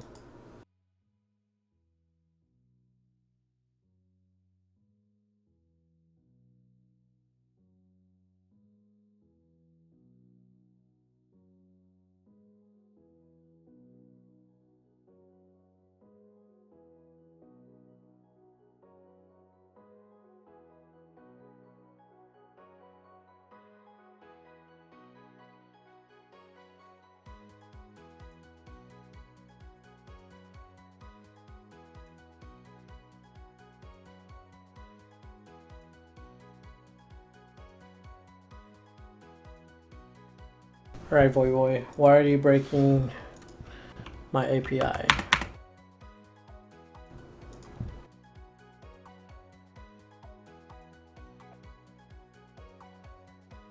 If there is an error, I'm suppressing it. So I need to get rid of all these @ signs.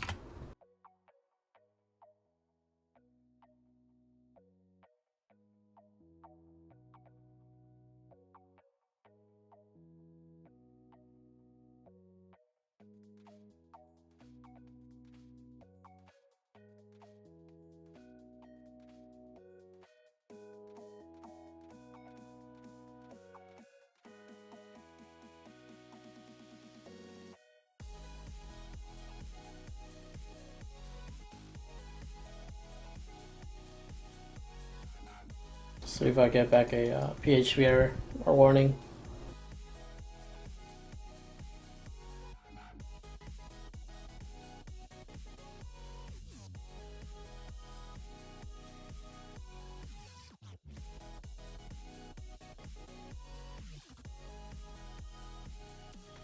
It's possible we're chaining up too many requests. That might have something to do with it. Maybe our response is too big. Maximum execution time 30 seconds exceeded on line 190. Alright, so this is starting to make sense. Right API. It just took too long. Ooh, the set spells for array, it's breaking maybe.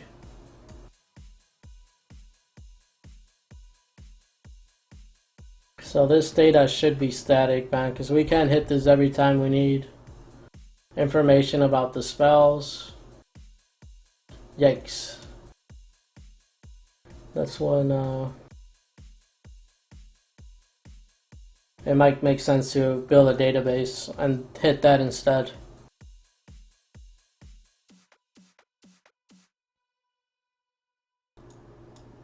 I don't understand why this would time me out though. Like this should be static. It says spells for arrays, so am I passing in games? Game spell. Yeah, there's gotta be a better way to do that.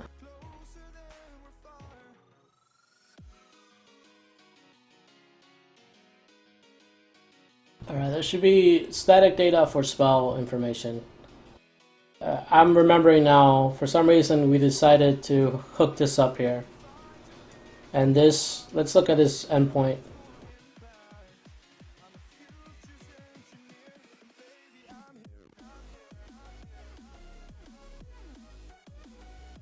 Sorry guys, I'm sorry it took too long trying to figure out what's going on. Hey D Up, it's good to see you, how you doing? Welcome. I just killed 30 minutes banging my head against something simple.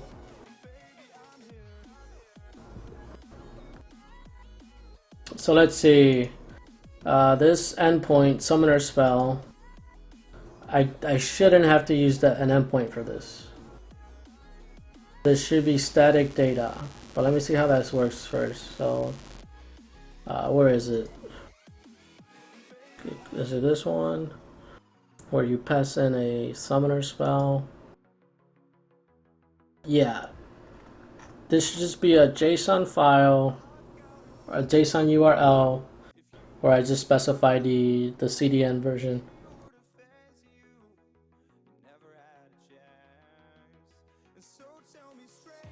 Data Dragon summoner spell.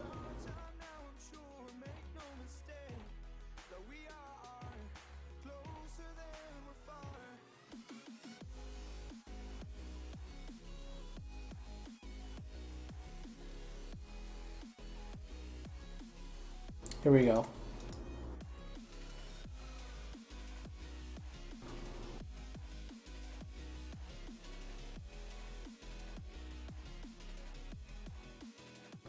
Spell.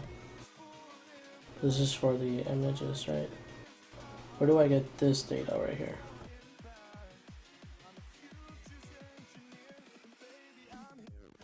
That's champion abilities. Summoner spell. This is images though, right? Image and data URLs. Champion data, champion spell cost. Maybe there isn't a static JSON for just spells, and that's probably why we used that other endpoint.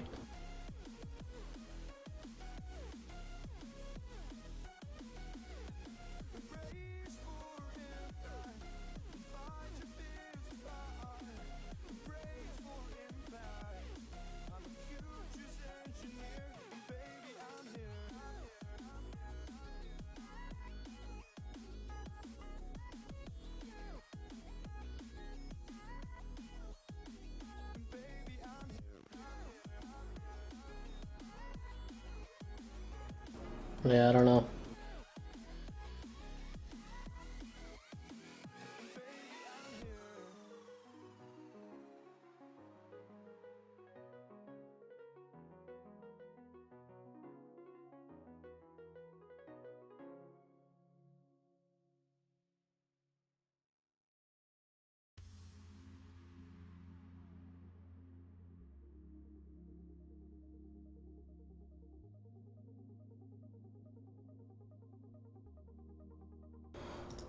Let's see.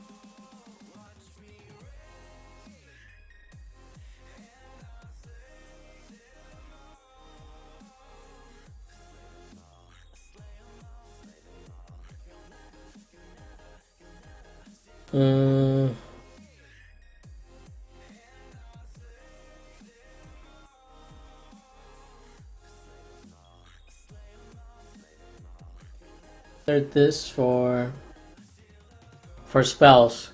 So spawns, the issue is when I'm hitting the endpoint to get information about spells, which is part of the API reference. Right now I'm using this under static data. I'm passing the spell ID, and then I get back a bunch of information about that spell for each game. The error is that endpoint times out. I get back a fatal error because maybe I'm chaining up that request too quickly, maybe, and it takes a while to load. So what I'm trying to find is the static JSON URL for spells. Just how we have summoner, is there one for spell? Or spells? Maybe summoner spells.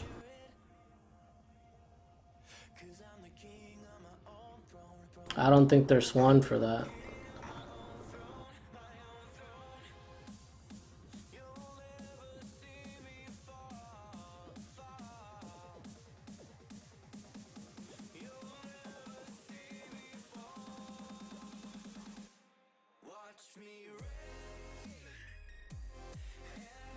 There's the image URLs, but I need to get more information about each spell.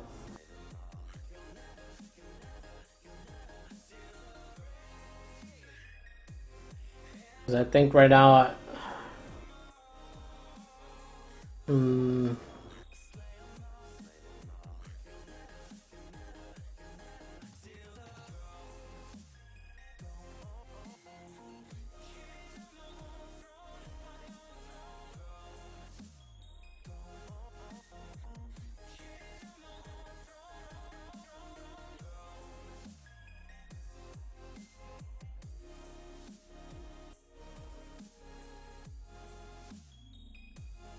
yeah, I don't think there's one.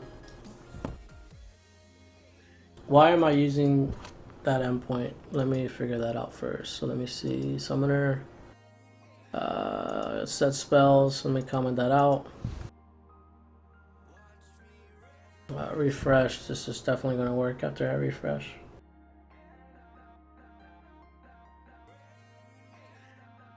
Set spell details for each game.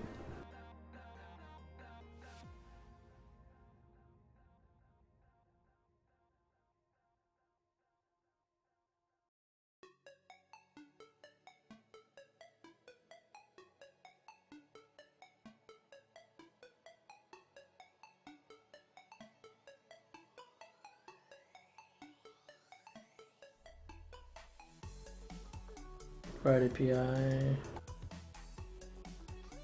Something else timed out. Line 33.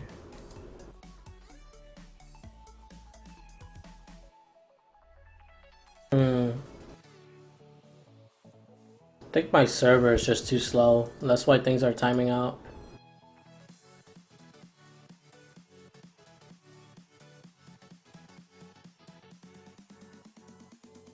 Yeah, but I think this is due to just my local server timing out. Either way, this doesn't scale, man, because the more people you have on your website and the more your server is pinging those URLs, the more this error is going to show up. Makes sense why we need to start implementing database. Alright, so now it worked just because I closed out of something. Let me see. I comment out the spell, so if you look at the games here, I don't got the spell icon because there's no spell information for the last matches. So let's see. Games 10. There's no spell object.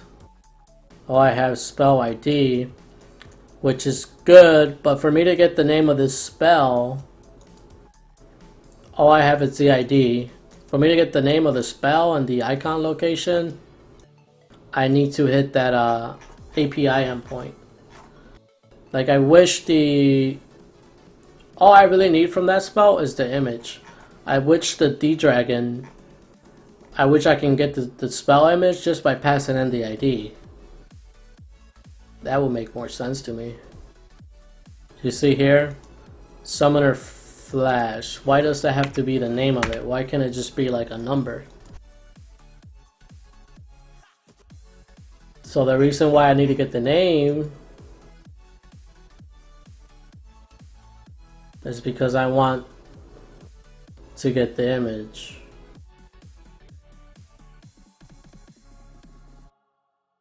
And it sucks, dude. It doesn't suck, it's fine, man. There's always a way to do things. So, yeah, and when you have so many requests, your server can only do so much. Because technically, your server it's like it's trying to load a page. And when you're trying to load a page, you have bandwidth that you have to account for. So when you're hosting your server somewhere, if you have 100 people that are telling your server to pull from this page, you start losing bandwidth and things eventually start to time out. And I think that's what happened here. So let me uncomment this and see if it works. But I think I need the solution is to make a database and store this information in a database. And then we have to make sure to update that database whenever the CDN changes.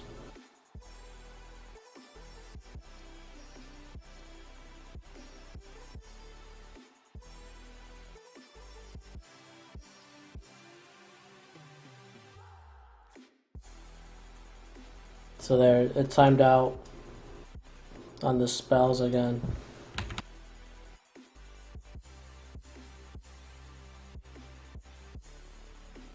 That's alright. I don't need the spells for what I'm trying to achieve tonight, so I'm just gonna comment that and work with what I get now. I just need the current game information. I think the next stream I need to focus on optimizing with database architecture.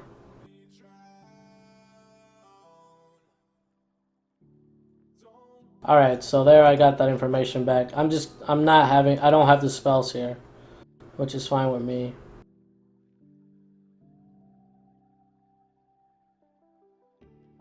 I'm curious for the current game, how did I get those spells? Either way, let me comment this because that's all I need.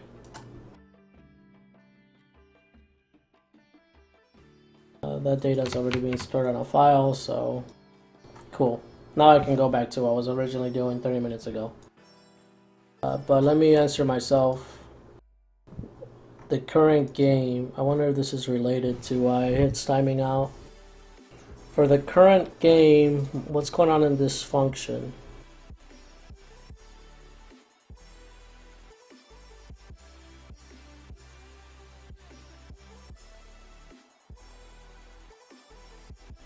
Current game. Oh, you see, I also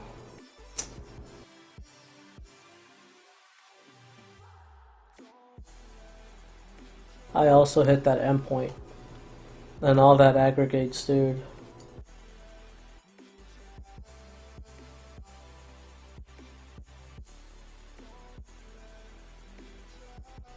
So yeah, we need to streamline our code with some database next time I stream. Let me finish doing this here though. And I think what I was originally trying to do is get the rune list information, which I now got right here. So now I can get information about each rune ID. So let's cache that data in JavaScript. We're gonna have to make a service for that. So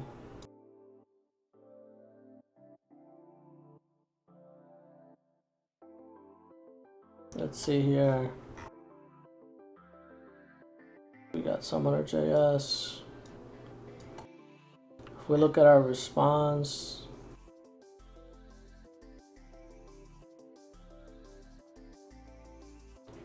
Get profile. We see that we have services here. We have a summoner service, we have an item service, now we need a rune service. We're using the services to cache the response for certain things that are static. And I believe I defined those Angular services under app.js.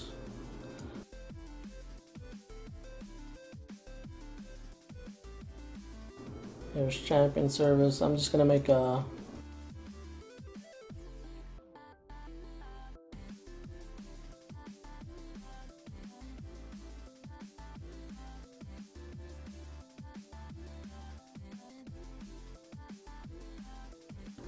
making an array for me to store this information that comes back.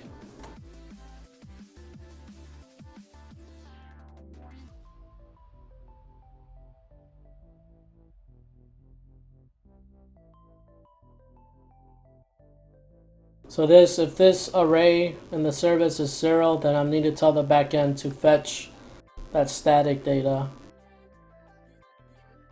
So now when we get the data back,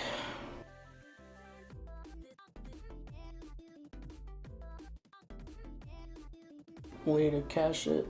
So where do I do caching? Right here, so good.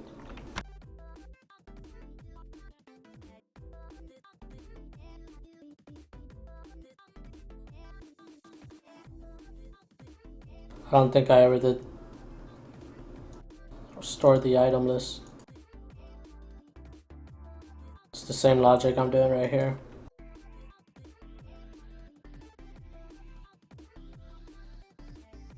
If this key here was true, that means that I told the database to fetch that data for me. So when I get the response, I'm going to check for the same flag. And if it's set to true, then I'm just going to store that information in the Angular service so that I don't have to fetch it next time.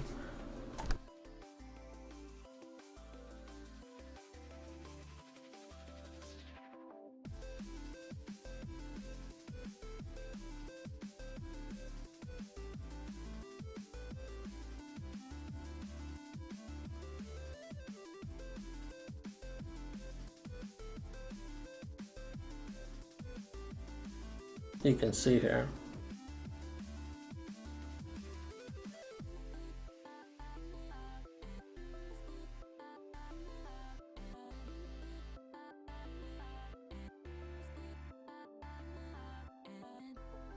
I don't remember how I'm using item lists again.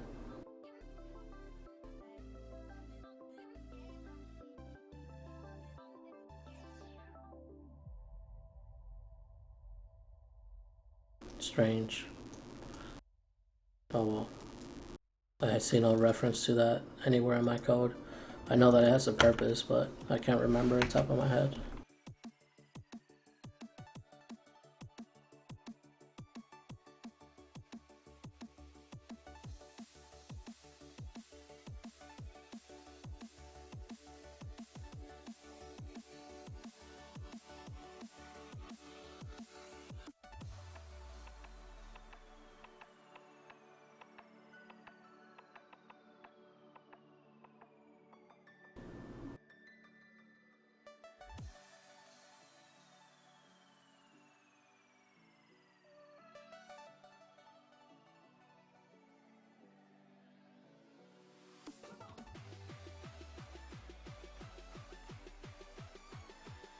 Okay. Refresh. Should have item list here.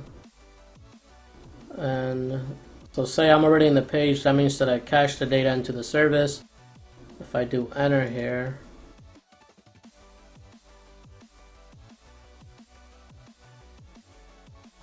no, that forces a refresh. As long as the user doesn't force a refresh, it's technically cached in the JavaScript.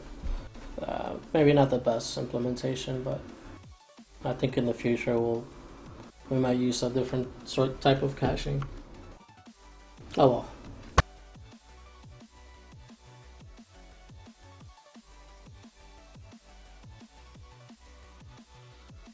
Alright, so we got the rune list. What do I want to do?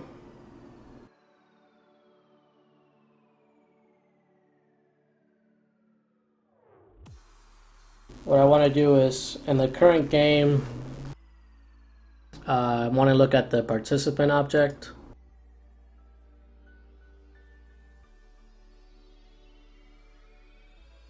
Filter no, not champion bands, participants.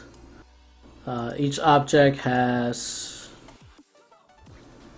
an array called runes for each player that shows the runes that the player is using. So we're gonna have to do this in the backend. I mean in the JavaScript. So I'm already filtering all the participants in the current match filter service here. This is where I split the participants into their own array. We have an array called blue team and red team. So it makes sense, since I'm already doing this here, looping through all the participants, it makes sense for me to look through the runes for each participant here and do whatever it is I want to do with that. So let's figure this out. So current match filter, this is filtering to the participants. Current game participants, what's going on here?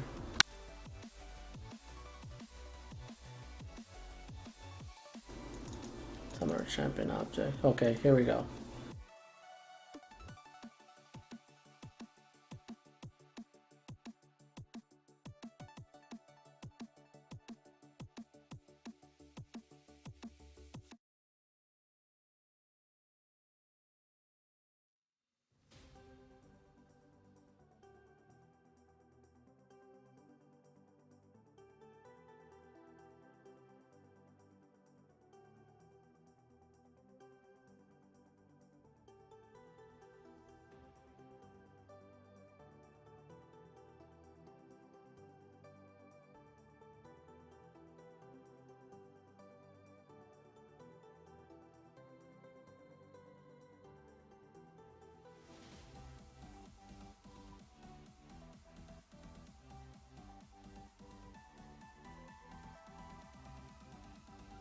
Alright, so I said aggregate because when we loop through the runes array,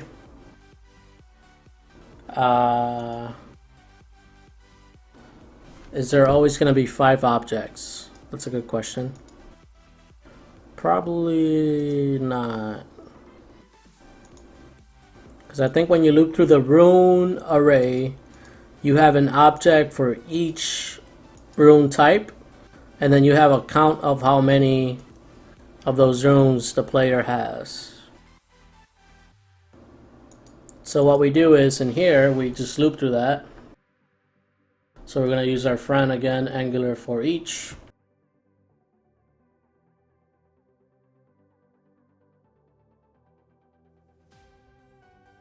And each summoner, each player has an array called runes.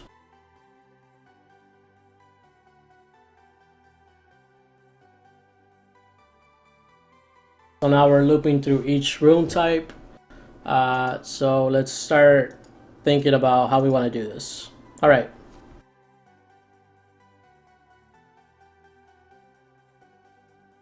I think all we have to do is, for each object, look at the rune ID,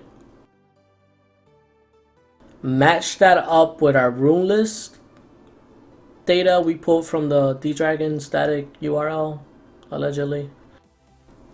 And then we need to look at that, where is it? Right here. So we're gonna get an ID, which we're gonna match here. And this giant object that just has a bunch of keys with IDs. So say if that rune has ID 5005, we look at the object ID for that. Hey Murcott, sorry, I just noticed you said something. Where are we at? We're still doing current match. we're gonna say the runes for each player in the current match. Show what stats they have in their rune page. It's good to see you, man. It's been quiet today, for the most part. And I've been moving slow because I ran into an issue that took 30 minutes of everyone's time, so I apologize. So, yeah, man, still glad to see you, if you're still there, man. Alright. So, as I was saying,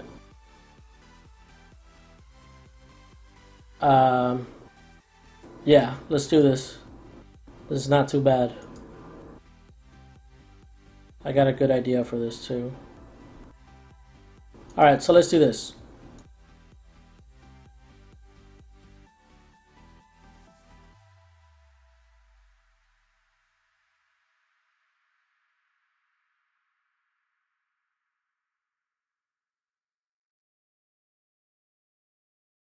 Alright, so when you have Angular for each, if you specify here this index into the parameters of the function, it actually gives you the index of whatever object you're looping through. Because we're looping through an array, right? What's up with the new static data? What do you mean? Which one? The rune list? The issue I had earlier was I was getting timeouts because I was hitting the this one of the API endpoints, especially the one that has static data. This one, low static data version 1.2. I was timing out because I was making too many requests to it. Core folder. Oh, okay. So this is just a convenient way for me to speed up my development. So instead of waiting, shoot, hold on.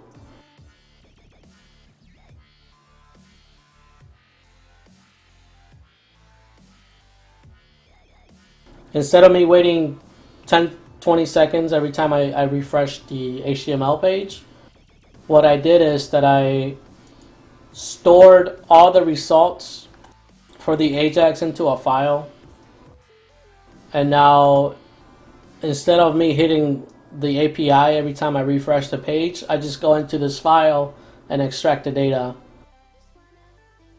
and it just makes things so much quicker. So if you look at summoner.php, I comment out all the API functions. Instead, I just load the file, and it makes things quicker. That's all. Alright, so here we go.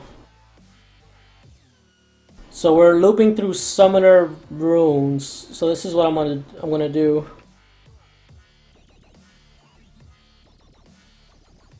I'm just gonna replace each object in this array with the data from the static item rune list service I already built. So watch.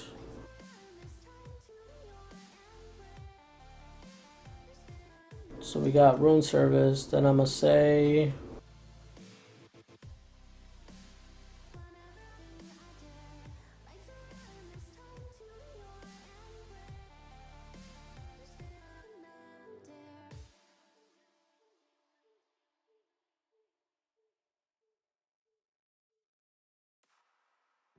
game filter,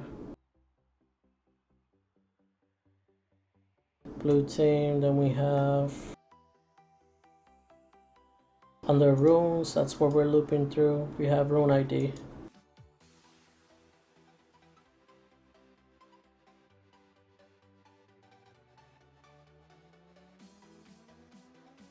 See if that worked right off the bat.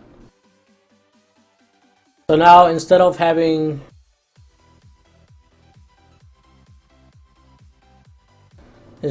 just objects that have rune ID and the count, I'm replacing that with the static data I got from that from the API. So let's see, current game, filtered, champion, blue band. Not blue band, I'm looking for participants.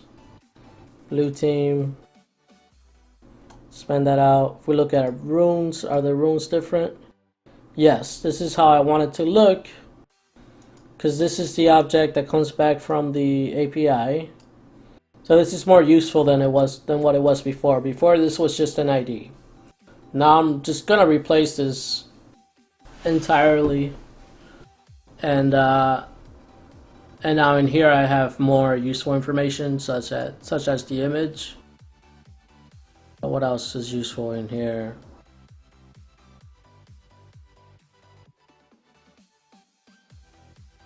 Oh, okay, we have image, then we have the rune. Here, like, we have the tier, but what I'm really gonna look for is this stats object in the rune. And I also need to specify how many of these type I have, which is not in my object yet because I'm completely replacing it. So we need to make sure that I keep the information. All right, so again, let's look at what it was before. And sorry to repeat myself here. I just want this to be clear. We have current game, filtered, participants, blue team. This is each a player, then each player has runes. What it was before, it was just the ID and the count.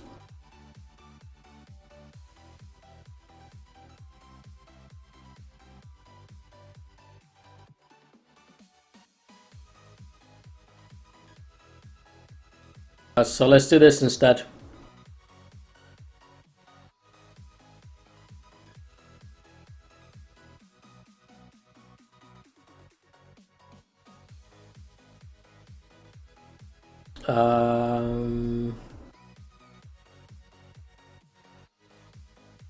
Alright, so at this point, all I want is just the how many of that runes the player has and the stat, right? So let's do this. Let's set this equal to an object.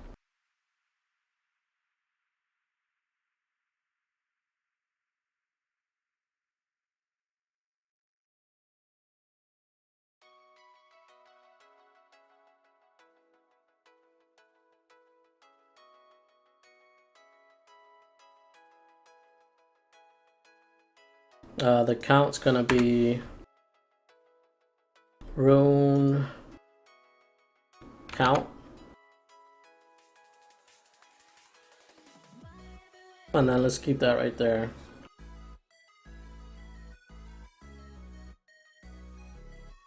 Let's call it data. Current game, filtered, participants, blue team, object, rune. So we have the count, then we have data. Cool. So now I don't really need all this information in here.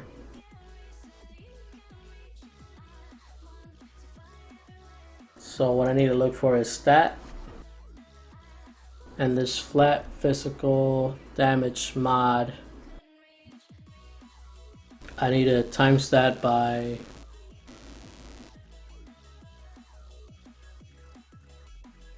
this value, but this is not always gonna work for.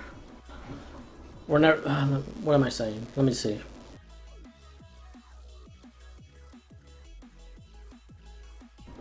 Technically, can I always multiply this by the count and get the right value? It seems like all the data numbers we're dealing with it's the same logic.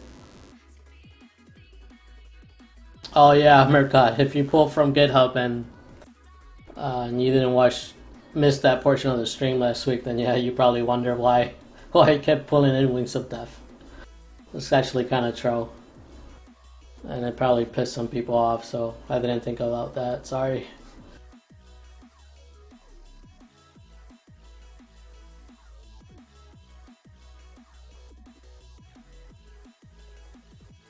So, let's see. Alright, I got an idea.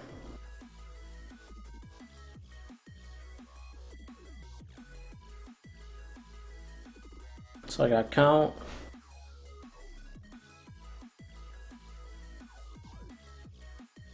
I'm gonna pull out some of these properties from this data. Sal, do you have any tips before I join a hackathon? My tip will be do something with Angular, because you will be able to do so many cool things quickly, man. Like,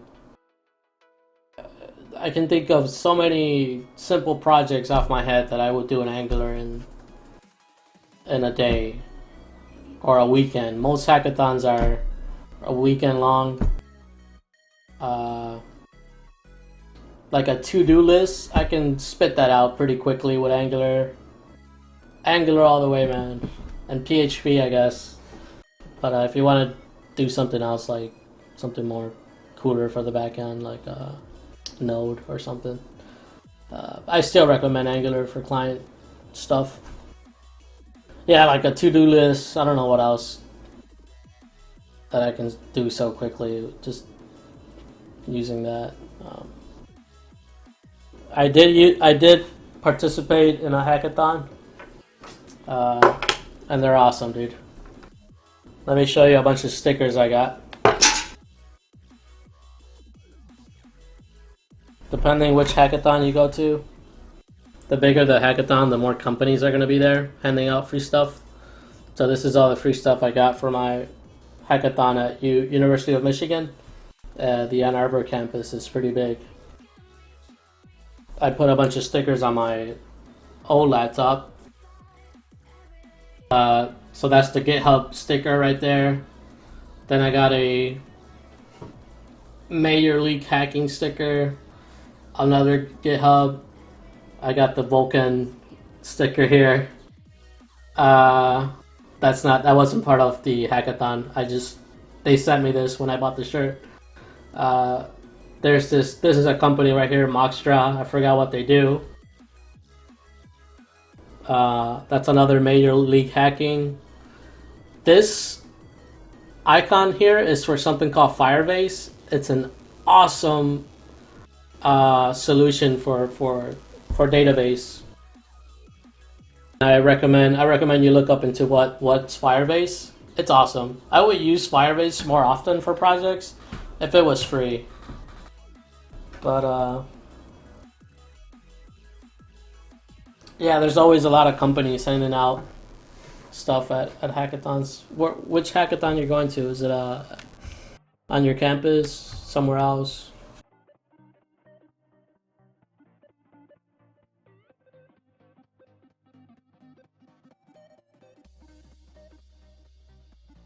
U of M has a hackathon, I think 3 times a year, or twice. One in September and then the other one in the spring. Silicon Valley hackathons are probably so competitive and massive. I can't imagine, dude. I wish I could go to that. That sounds like a lot of fun. But again, I recommend. Yeah, I'd say go to it. You don't want to go in with this mentality that you want to create the next big thing, you know, like you don't. You're thinking, man, that looks so good for me, but the mentality you want to have is you want to go into this and learn as much as you can. Do a lot of networking, meeting people, talking to companies that have tables out, and just getting to know what their companies do. If you're a freshman, then you'll get a good idea of what to expect when you're actually job hunting for like an internship. So talk to people. That should be your mindset. You should go in not thinking this is just a competition. It's more about networking, learning, and growing. My experience was, hey, I loved it. It was fun. I remember talking to the people from Firebase. They had like 3 engineers out there, and I talked to them like the whole weekend. They were really supportive about how you can use their API with whatever project you're building for the weekend. They'll help you out. So that's another tip. Whatever you're building, uh, if you can integrate a technology that's being showcased the whole weekend, if they have a booth and they're like, hey, you should use this because you'll be able to do X and X so much easier, talk to them and ask them how to do it if you have the smallest idea of where to even start. Usually those guys are there to help you out because that's the reason they're there. They're trying to evangelize future engineers into using their software. The thing is, the first hackathon I went to, it was like a week after I graduated, and I went with my buddy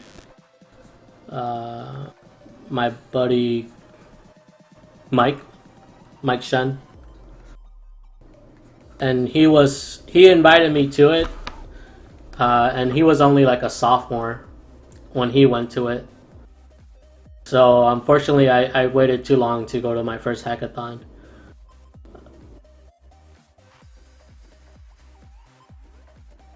I'm scared. Dude, don't be scared.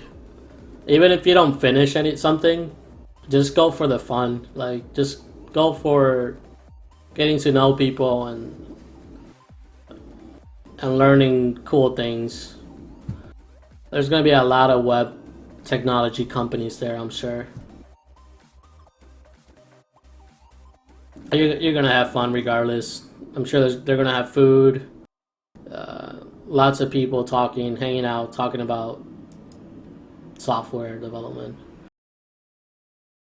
You're gonna have a chance to, if you have a LinkedIn, you're gonna have a chance to add a lot of people on there just for networking in the future.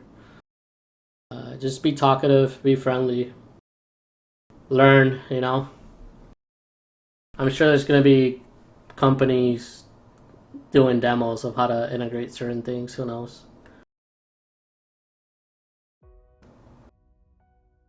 I would show you what I built, but it's down because I had it in my personal website that I stopped paying for not too long ago.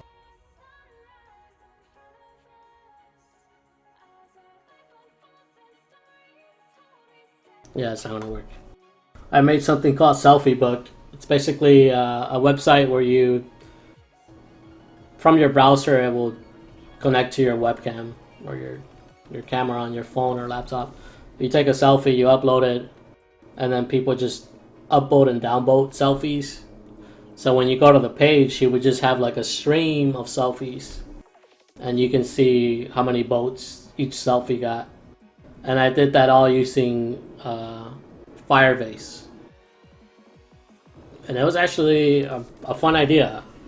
It wasn't gonna, take first place or anything. We did it just because it seemed funny and fun,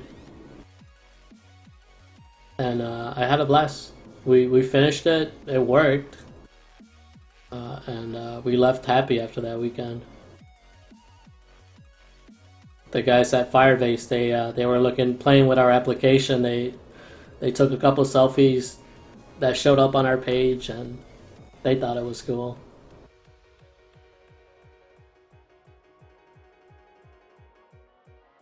Yeah, I recommend doing something in web, man, because it's just so much easier to deploy, in my opinion. And if you know HTML, CSS, and JavaScript, jQuery, Bootstrap, and Angular, that's like your front end. That's your GUI. It's so much better than making something in C++ with some framework that doesn't give you the best GUI interface. Like, what are you gonna do in C if all you know is how to write a program that brings up the command prompt and you type in stuff into that? I recommend doing something in web.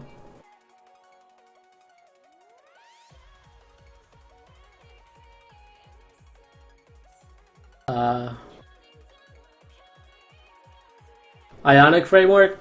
I'm not gonna lie, dude. I spent now almost 8 months working with this framework, and I recommend it.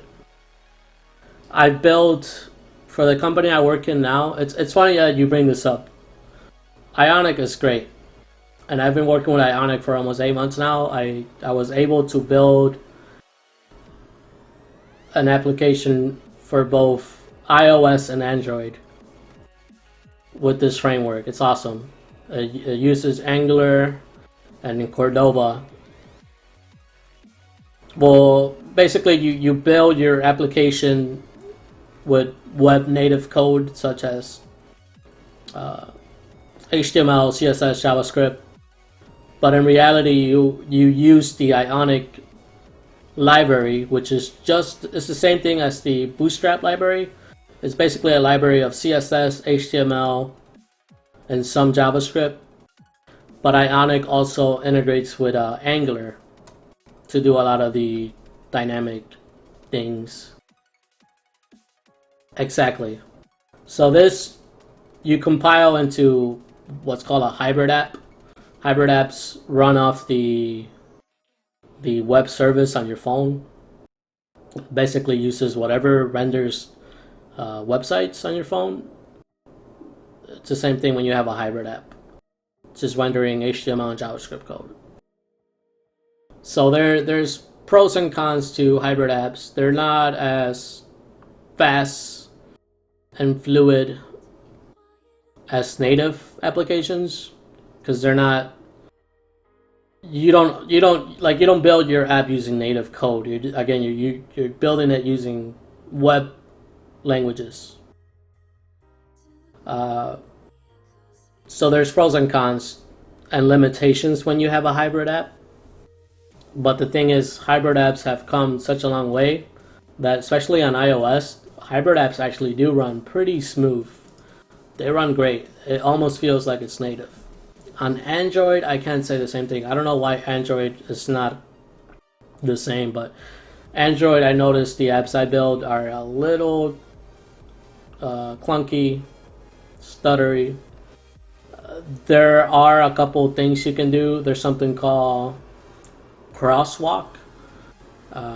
This is add-on you add to your Cordova compiler or something, and it makes the app run on another engine instead of running on the Android web engine.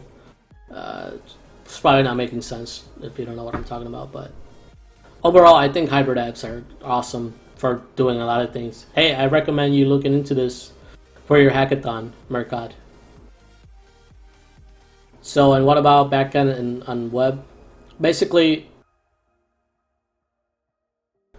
yes, it's possible to build an app in Ionic, but you also need to have a server that you can, use as an API almost to get data from. So for example, if I want to build a League of Legends application using the Riot developer API endpoints, I can do this using Ionic and Cordova.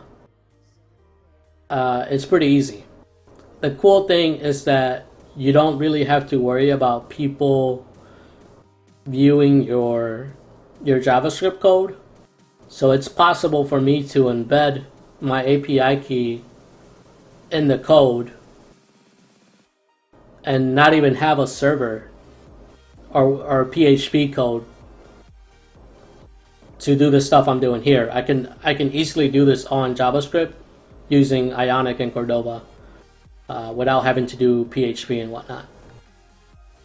But you can also, just as you can integrate with Riot Games API, you can have your own server, and from the app you can hit your PHP files on your server. So for example, I have Pentakill GG. If you look at the console here, when the Ajax happens, I hit engine.php method route.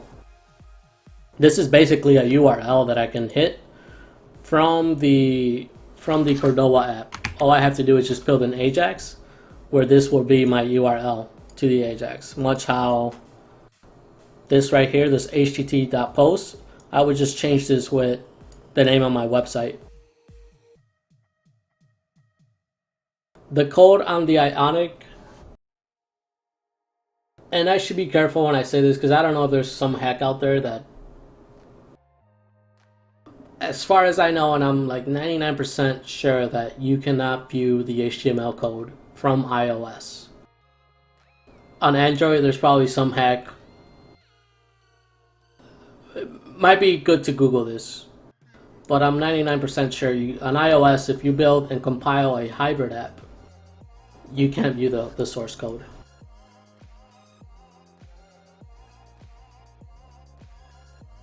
I'm doing.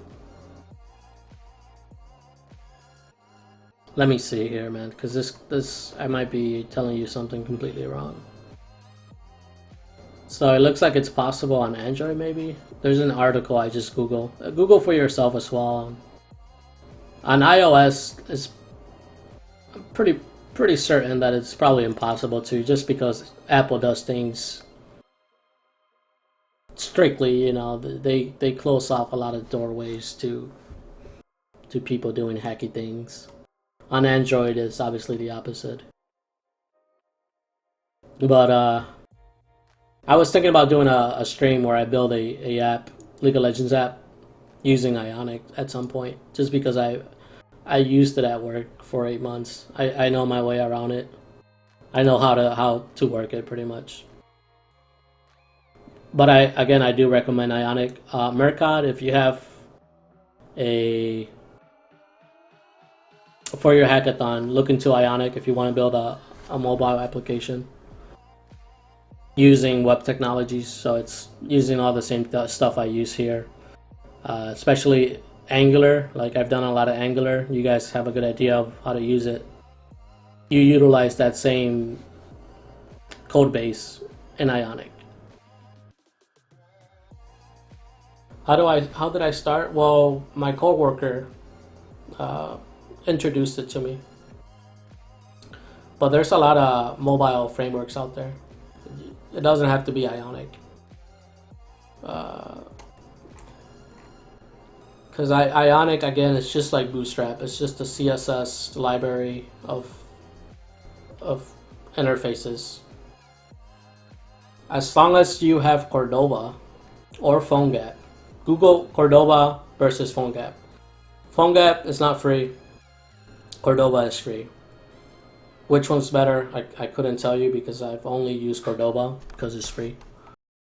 But Cordova is what really compiles your code into the installation file for your device, whether it's a APK or whatever iOS is.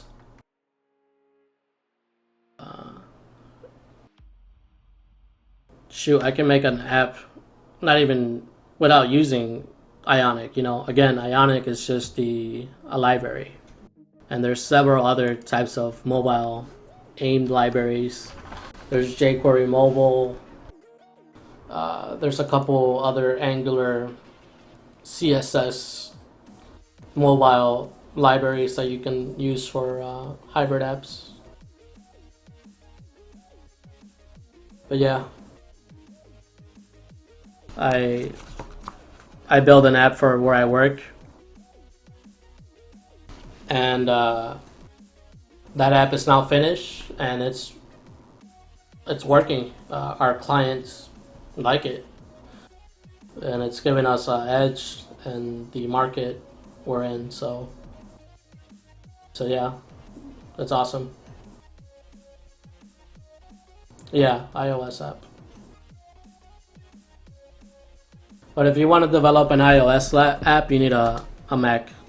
You can't do it from Windows or Linux. I think you can do it from Linux, like Ubuntu, but I think it's trickier. I don't know.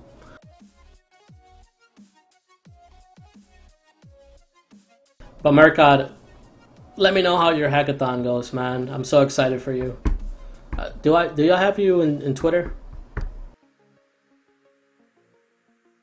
So for the iOS app, this is how the workflow goes.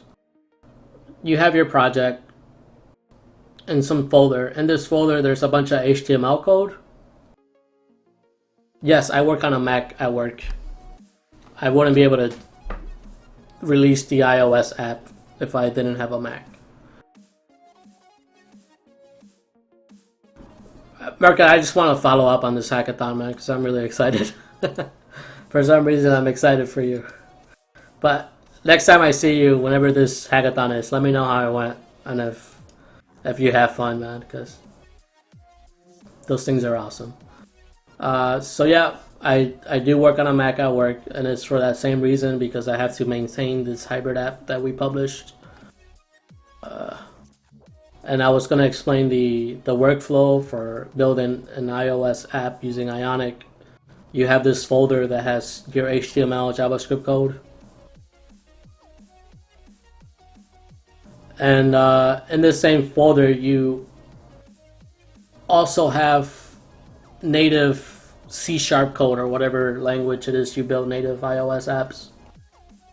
Well, that code gets compiled by Cordova. So usual workflow for me when I'm working on the iOS version of it, I also have something called Xcode open. And Xcode, I point it to the folder that Cordova compiles after it's done compiling or crunching the HTML code. Because Xcode is the IDE you use to build iOS apps. And all Xcode cares about is the project files for that application. So all Xcode is going to do is just compile that code into the actual installation file and run it for you. What Cordova does is it crunches the HTML and JavaScript code into native code, and then that's where Xcode comes in, and then you can run that native code into your iPad if you want to test it. So just to try to make sense of this, all you use Xcode is for running the app, actually compiling it into a device and publishing it to the Apple Store. Other than that, all your development is done first in HTML and JavaScript. You can use Sublime Text for that. You make your changes, you write code, then you open up a terminal and you do some Cordova commands to compile it into native code. And then that's when you open up Xcode. That's literally what it's called, Xcode. And from Xcode you can simulate your application on a tablet or an iPhone or whatever. For Android, it's slightly easier because you don't have to use an IDE. You do it all from the terminal. From the terminal, you'll run a couple Cordova commands to compile it into an APK. And the APK you can easily load on your phone from pretty much anywhere.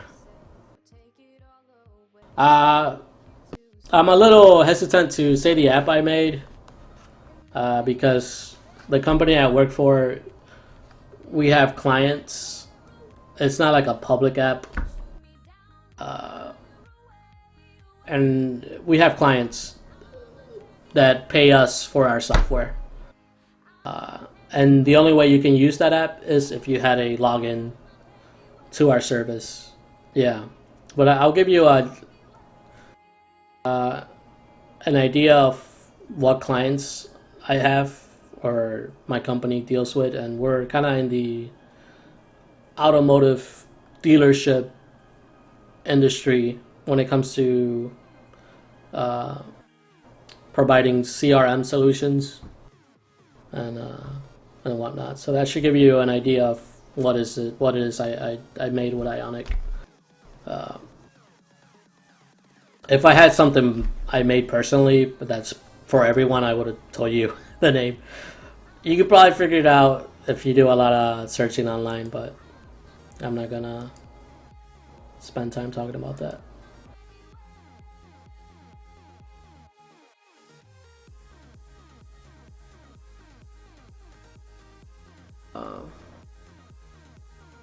Yeah, we can totally do that. At this rate, man, I'm moving so slow. I don't think I did much today. And I kind of want to wrap it up. So let me finish the rune things. Let me finish the rune information. And then I'm going to call it a day because, yeah, it's getting late.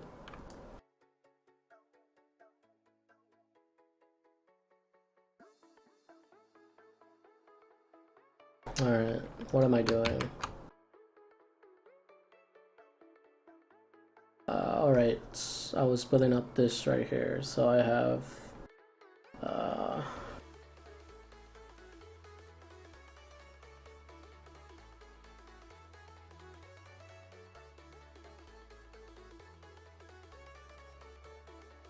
I kind of just want to use a couple things from this big object. I want to use the name.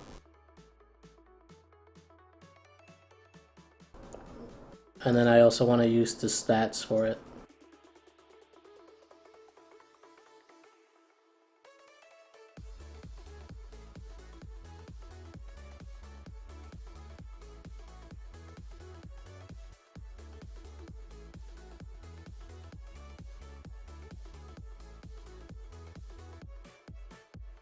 Let's see.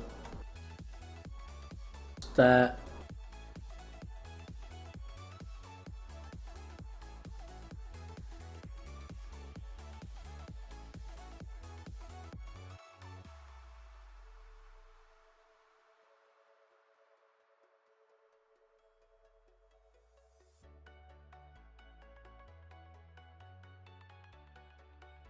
Alright, have stats.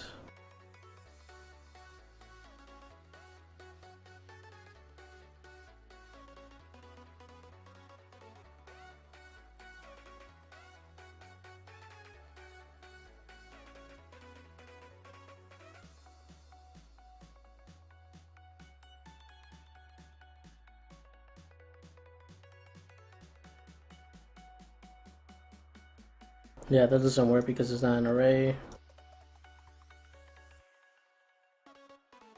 So it's tricky because this stat right here, I'm sure this name is going to be different for each type of rune. And I want to get the value of this regardless of what this name is. So in program language, how do I access this key regardless of the name? The only thing I can think of, just quickly top of my head, is to call the object keys method. Object keys just gives you an array of all the keys in an object, and then I can just reference the first index of that array.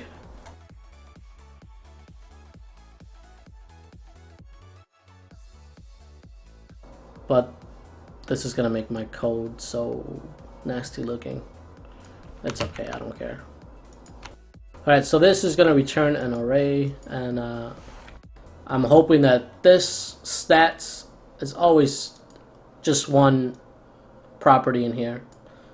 I don't see why this will be more than one, because again, this tells you what stat this is gonna boost. So I'm gonna guess that if it's magic, it's gonna say flat magic damage mod, and then the value. I don't know why this is nested inside of a object. I don't know. I can work around this though. So I'm gonna do stats, and right here I'm just calling the name of that, which is just flat physical damage, and that's gonna give me that that value, I hope. Let me refresh.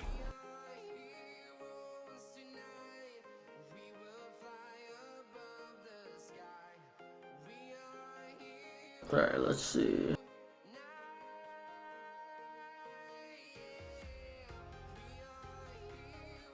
Alright, so the stat came back undefined, so I did something wrong. Let's see what's going on. I have stats. Then I say object keys. Oh, okay, I forgot to specify 0.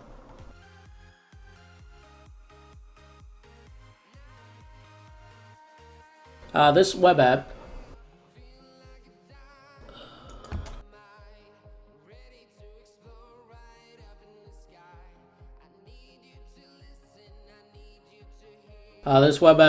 integrates with the Riot Games API. Riot Games, they make the game League of Legends, so it just pulls data from that game. Check out the GitHub. So you have room list stats. This is just gonna make my code pretty messy. But really, I'm doing this because stats. Let me log this. Alright, let me not do this.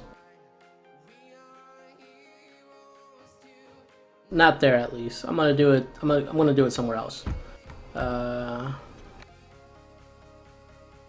So there, I got the name.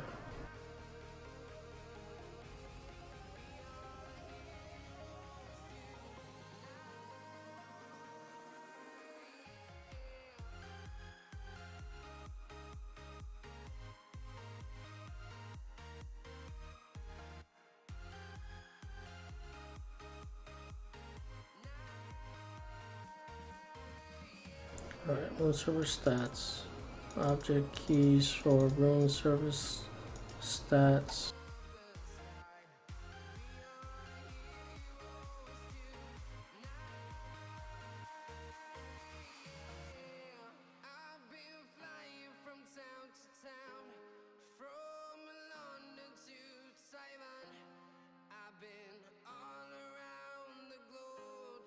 My opinion about Firebase is that it's great, man. The thing about Firebase and why I like it, so in Node you can build really cool applications where you'll have a database, and me, the client, I'm on this page. The page is not loading, and I might be waiting for some sort of database event to happen. Maybe a new role got added. With Node, you can, for example, a messaging app or a chatting app. In Node, you can build a simple chatting app for you to chat with people across the internet, and you can see their messages as they come in. You can do the same thing for a database table. I can have this page that dynamically shows me data that's coming in or being added to the row without refreshing the page. With Node, you can do this. But sometimes you don't really want to build a Node server. You don't have the resources to have a server. You don't have the resources to have a database. You have just enough resources to host HTML and JavaScript code. How do I implement a database? Well, that's where Firebase comes in. With Firebase, your database is on the cloud, and that database is quick and smart. And one of the cool things I like about Firebase is that, as I was saying, you might have data that's being added into a table from some other user in X location across the world. If you're pulling from that same table, you can build your app to dynamically show that data as it's coming in without refreshing the page. Or just push it out to you. So when I said that I built the selfie book application where people go, they take a picture of themselves.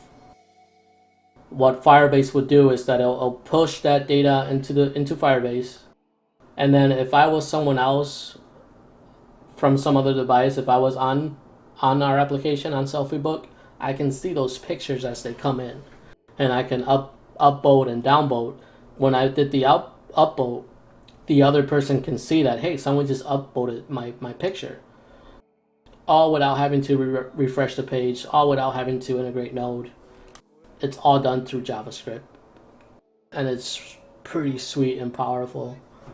The thing about Firebase, it's expensive. So if you really plan on building something big, make sure whatever it is you're building is going to make you a lot of money.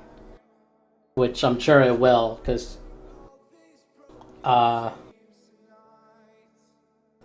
but the cool thing is that their hack pricing. They have a pricing that's free. A category is the first level, and it's meant for just like hackathons and projects you want to quickly hack out. That plan is enough for you to make something. I think the limit of connections is you can have 100 connections at the same time. So that means that you can have 100 people on your app watching information being streamed in and out. Uh, Seamless, whatever word you want to use, without having to refresh the page. And that's really like a true live application. And, and that's awesome.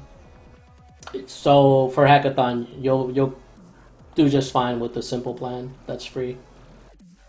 Yeah, it's worth it. I think at one point Twitch they use Firebase.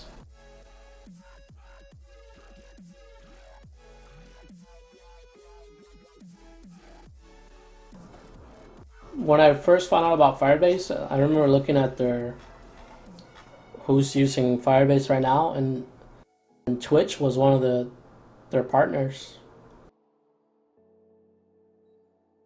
Maybe they changed that though.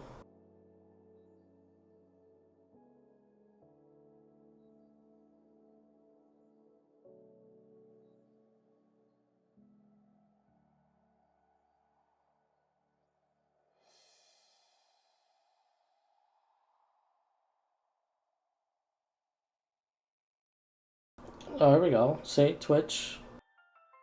They still use Firebase.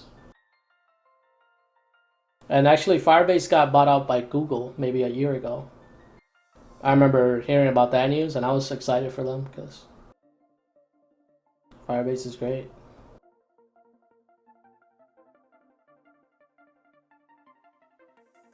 Yeah.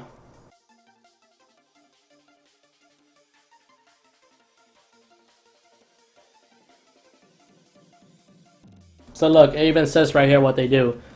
So Firebase used to notify users when a real-time stream goes live. I can quickly see how they're doing that with Firebase because it's so simple. All you do is you add the Firebase library, you reference your database through a URL, and then with some JavaScript code, you point out which table you want to look at and watch. Exactly. There's already a lot of examples out there using Ionic, Firebase, and Cordova. You can find plenty of resources to get an idea for your hackathon project.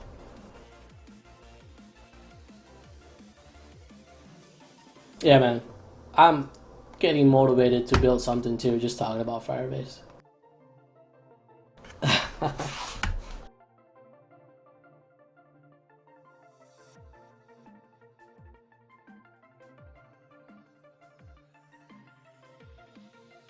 I'm sure whatever hackathon you're going to, I'm sure you're going to see Firebase.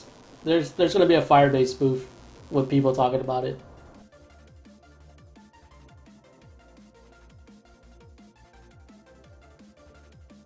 Thanks, man. Just have fun. Don't be nervous. And and yeah, the tools we're talking about are plenty for a hackathon. You are gonna come up with something pretty powerful if you use those things we talked about.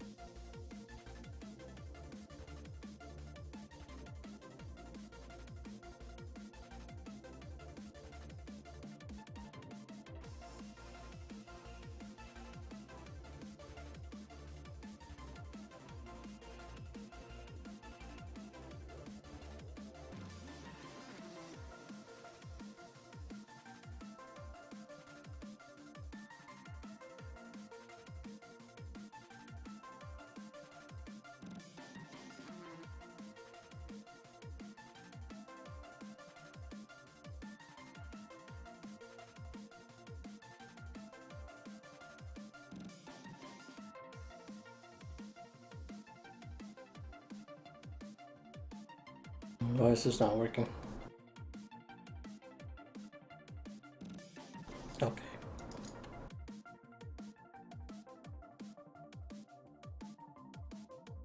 Alright, it's undefined. Why is this undefined? We got rune service, rune list, rune ID, which is good.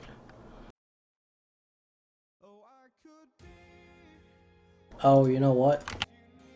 I think I know what's going on.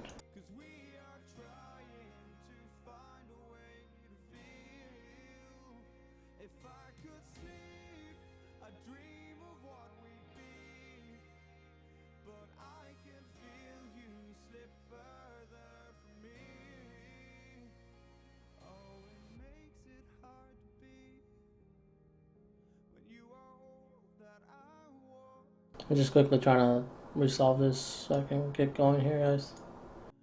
For some reason, that's all coming back as null.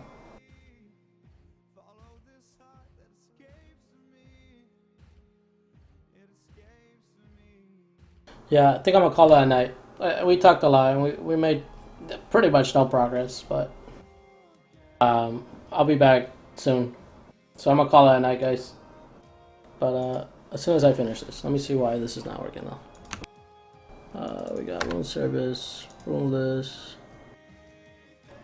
rune ID. And that should get me back some data there, man. So if we look at no filter, participants, blue team. We have drones. We have data right here. So let's see what's going on. This data is equal to basically the same reference.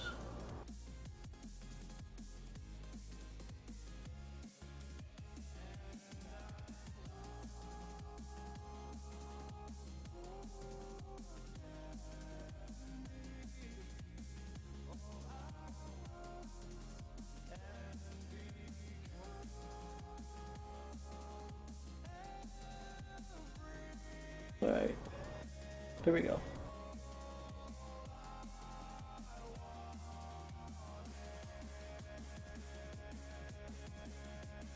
Oh, I see what's going on.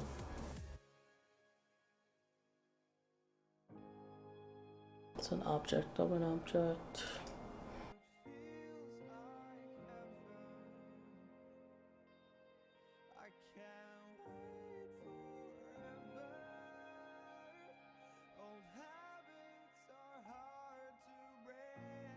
I think I just had bad syntax in here.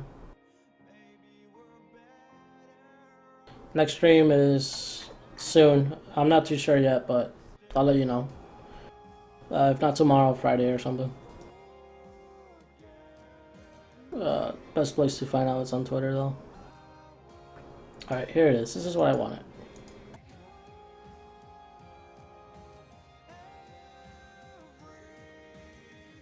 Alright, here we go.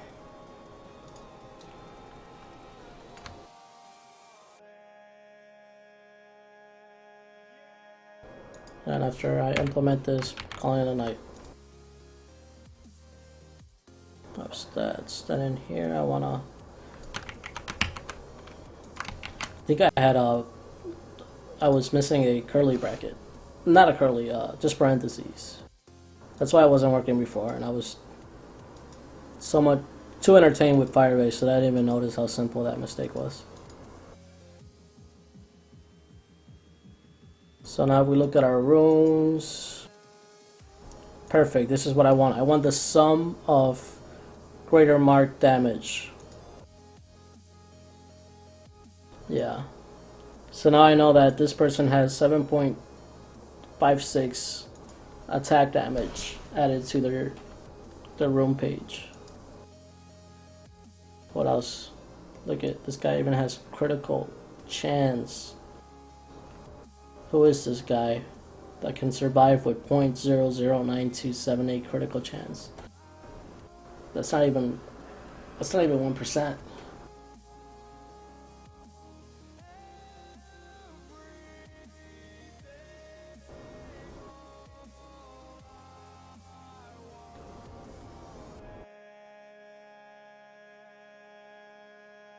good luck, man. Let me know if you need help with Ionic and Firebase. When you do log into Firebase, their API documentation is pretty helpful though, so I hope that goes well. Alright, so now that I know how to get the rune page information and how much of that rune is adding to their defense or attack damage, the rest should be pretty simple to show here their rune page details. We're going to do a similar approach at some other websites where they have like a link saying runes and you highlight over it and then it gives you a breakdown. We'll do that next time, guys. So I'm going to stop the stream right here though because it's a little late. So again, sorry we didn't make much progress. It's just that I like talking to you guys. And next time, hopefully we can do more. As long as we all learn though, I think I'm happy. So thanks for joining. Thank you, Spawns, for being here. Mercad, you're awesome. Satanizer, I see you over there, but you haven't said a word for some reason. Unless I missed it. All those that came by just to check out what the hell I'm doing. Kudos to you. And yeah, and have a good night. I will make the commitment to get help right now.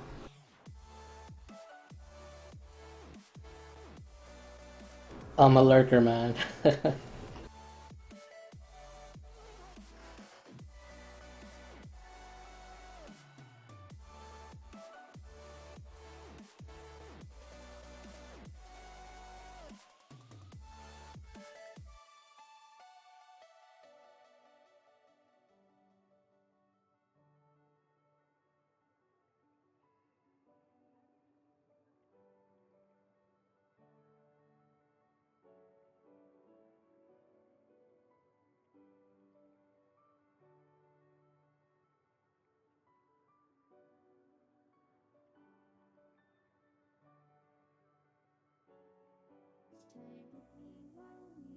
Alright, that's committed. Yeah. Should get some sleep, man. But looking at your name there, the devil probably doesn't get any sleep.